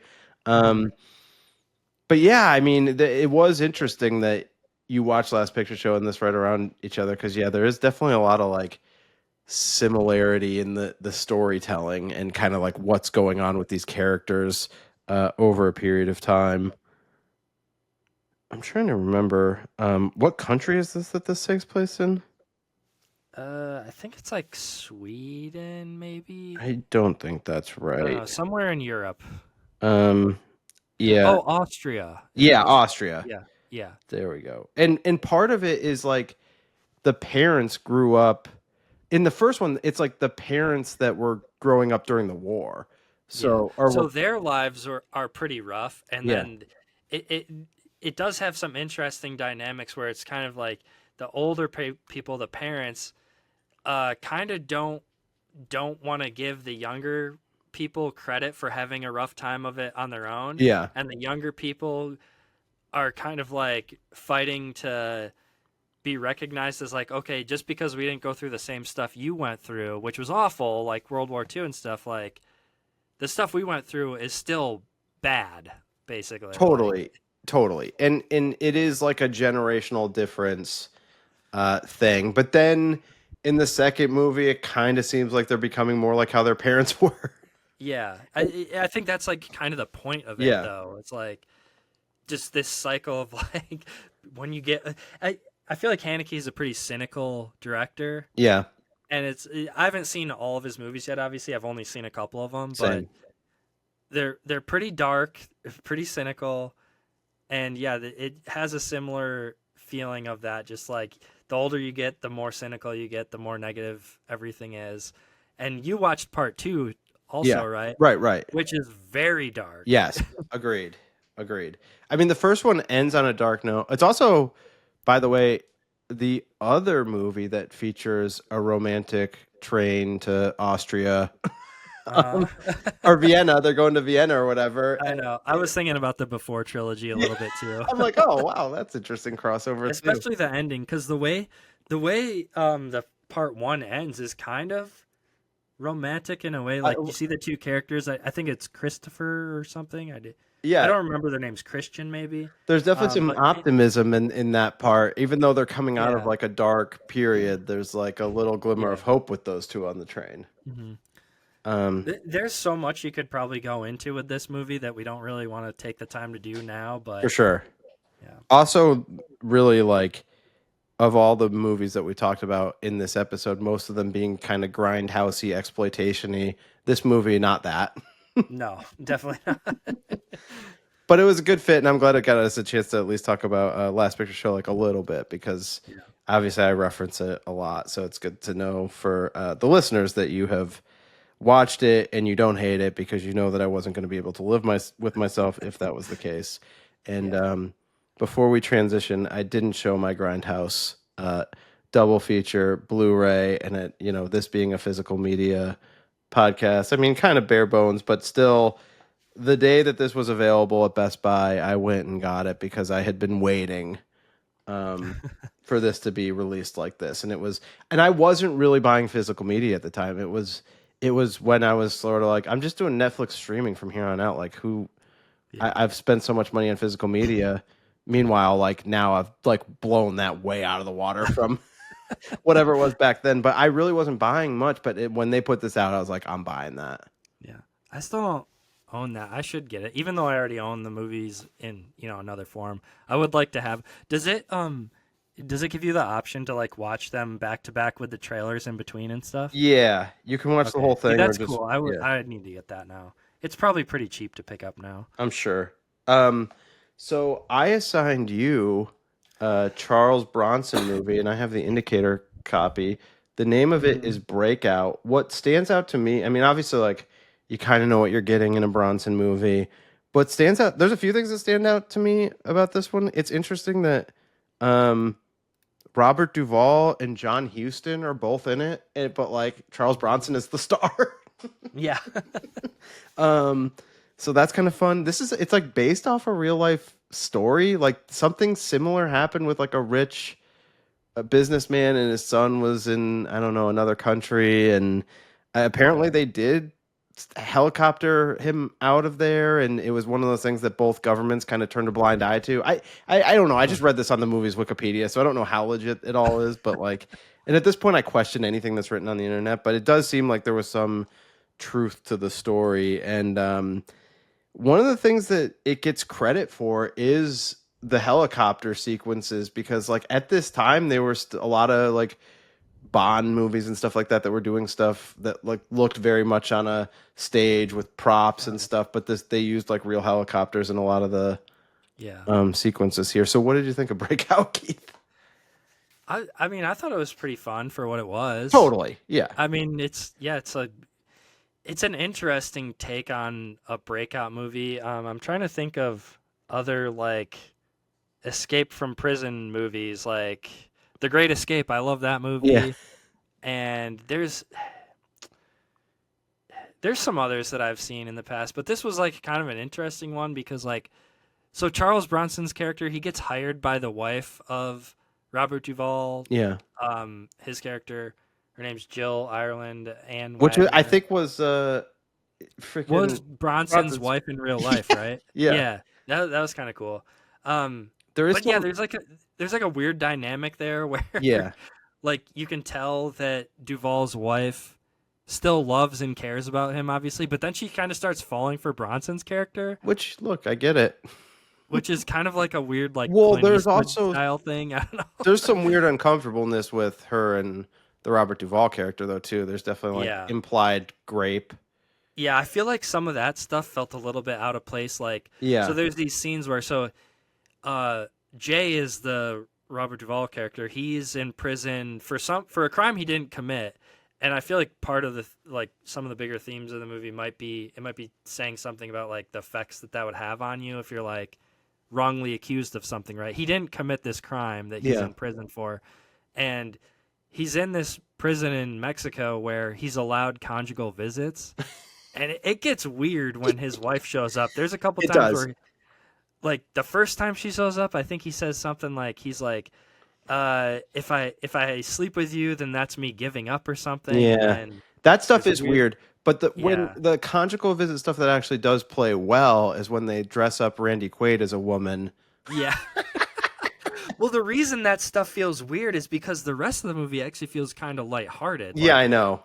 all the breakout stuff with Randy Quaid and Bronson is like, it's kind of silly. Like, they try a couple Totally. different times Totally. to break him out, and a couple things don't work, and they eventually, like you said, they'd use a helicopter, which seems ridiculous. Like Yeah. this Well, would never work, or it doesn't seem like it would. I also like John Huston, like, one of the great directors who did some acting. I mean, he did do China. It's This movie I think came out in 75. Let me check. Yeah, 75. So Duvall had already been in The Godfather. John And now he's Huston playing this weird side character, like kind of, yeah. John Huston was in Chinatown the year before this, which is like I think his favorite role that he did. I mean, I think he was always considered himself more of a director than an actor, but that they're in this like weird like grindhousey like Charles Bronson B Yeah. movie. To me, this didn't really feel grindhousey until the very end, Oh and yeah, we're gonna spoil it if you haven't totally. seen this. We have to talk about this because it's like the standout moment for me, at least. Because the rest of the movie is just like, I think I gave it like 3 stars. So this is like Yeah, a yeah, fine, right. like Saturday afternoon As movie. fun, yeah, as fun as Yeah, something like this can be. Yeah. yeah. So there's a scene at the very end where I want to say, so John Huston's character, is he part of the mob or something? He's a wealthy businessman who seemingly has ties to the criminal underworld. That's the way I take it. Okay, so for context, he sets his grandson up, who is Robert Duvall, right? Or is it his son? I thought it was his son, but maybe it is his grandson. Yeah, I think it's his grandson. Yeah, it Okay. might be his son though. But anyway, so John Huston sets his son or grandson up, who's Robert Duvall. He takes the fall for this, and he's the one who they break out of prison or whatever. This is after they break him out, right? Hmm. They get the plane that Bronson's flying gets called in by customs to be checked for something. I don't know. Make sure they're not smuggling anything. Yeah. So they land the plane. Bronson is in dealing with the customs people, and one of John Huston's or no, it's his lawyer, Handlers. right? Yeah. The One of his lawyer comes, handlers. Yeah. yeah. So he comes out, and I think he's trying to kill Robert Duvall's character, right? It seems it. Yeah. He gets in a struggle on the tarmac is it with Bronson or it's with Bronson, right? Yes. Bronson runs out because I think Randy Quaid's character comes in and lets him know something weird's going on. Yeah. Basically, the lawyer guy, who's also possibly part of the mob or something, trying to kill Duvall's character, they're struggling in front of on this tarmac, and a plane comes by and absolutely demolishes him. The propeller blade explodes his body Yeah. in the only real Grindhouse moment of the whole movie. It kind of looks like a trauma death or something. It's insane. Yeah. It's ridiculous. It's like they stuck a mannequin up there with like full of like fake blood or something, and actually flew a plane through it. That's what it looks like to me. Yeah. That scene is incredible. It's worth watching it just for that moment. Just for that 3-second scene, it's Totally. worth it. And John Huston, by the way, just disappears from the movie like halfway through. It's just Yeah. I read that I think they filmed all his scenes in like a Bank of America building in downtown LA. He just Okay. was set up in an office in there, brought his own scotch, brought his own cigars, and Mhm. like shot the scenes. I'm gonna say something, and this may be wildly wrong, but I swear I couldn't find this in the Wikipedia. I tried to Google it. I didn't find any evidence of this. I swear I read somewhere that John Huston did like a couple of roles because he was in Chinatown. And he didn't do I don't think he did that much acting after that. I know he was in Orson Welles' last movie, The Other Side of the Wind, which didn't get released until it was on Netflix like a few years ago. And that was like, I think the last acting role that he did, but he didn't do that much more acting after Chinatown. And this was one of the roles and then something else. And I thought that it was like, I thought I read one time that he did them as like favors or something. It Like was didn't get paid for him. got paid, but he wasn't like seeking out acting. Like it was just like Okay. he had some contractual obligation that he was filling or something.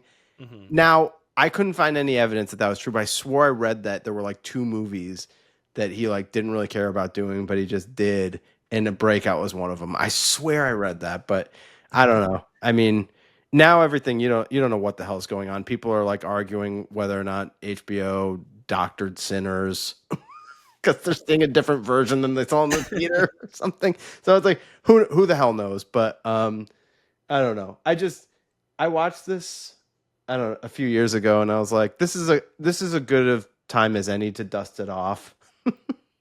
I'm looking at John Huston's IMDb real quick. Yeah. Dude, this is crazy because I didn't know this about him. The Maltese Falcon directed. Oh yeah, he's a all timer like director. Moulin Rouge, Asphalt Moby Jungle. Dick. What else have I seen in here? Treasure The original of the Sierra Casino Madre. Royale. That's cool. I've never seen that, but I actually didn't realize he directed that. He's in it or he directed it? Directed it. Okay. Annie from the 80s. Oh wow. 47 directing credits. Yeah, a lot of stuff that looks interesting in here. Anyways, this is a fun movie.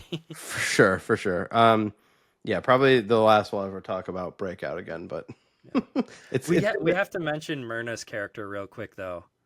She's great. Yeah, I feel like her whole character reminds me of a Grindhouse movie because she's like yeah.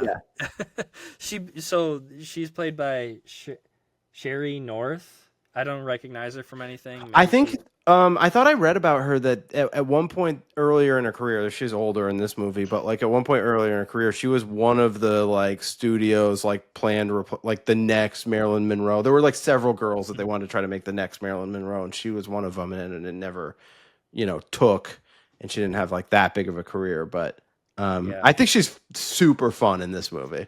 She's awesome. She plays the wife of of some bumbling sheriff. Yeah. Who and she basically gets talked into helping them on this whole like jailbreak situation. She wants, as soon as like there's a hint of an offer to do something, she doesn't even know what all they wanted to do, and she's like, I gotta go, I gotta be a part of it. He needs me.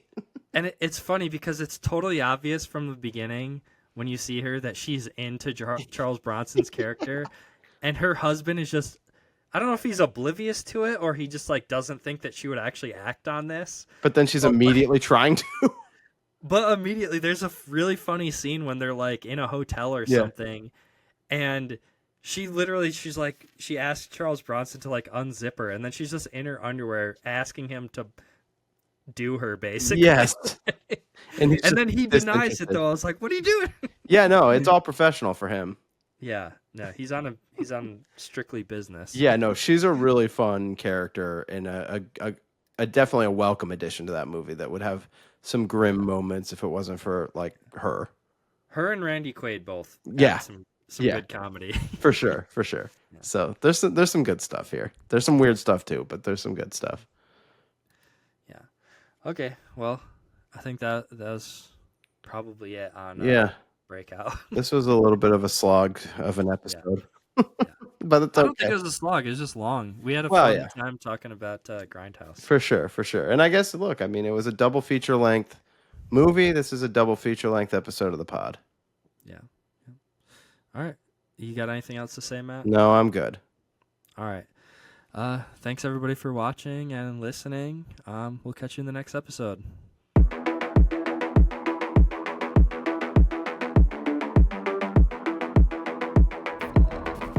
Return to VideoTech.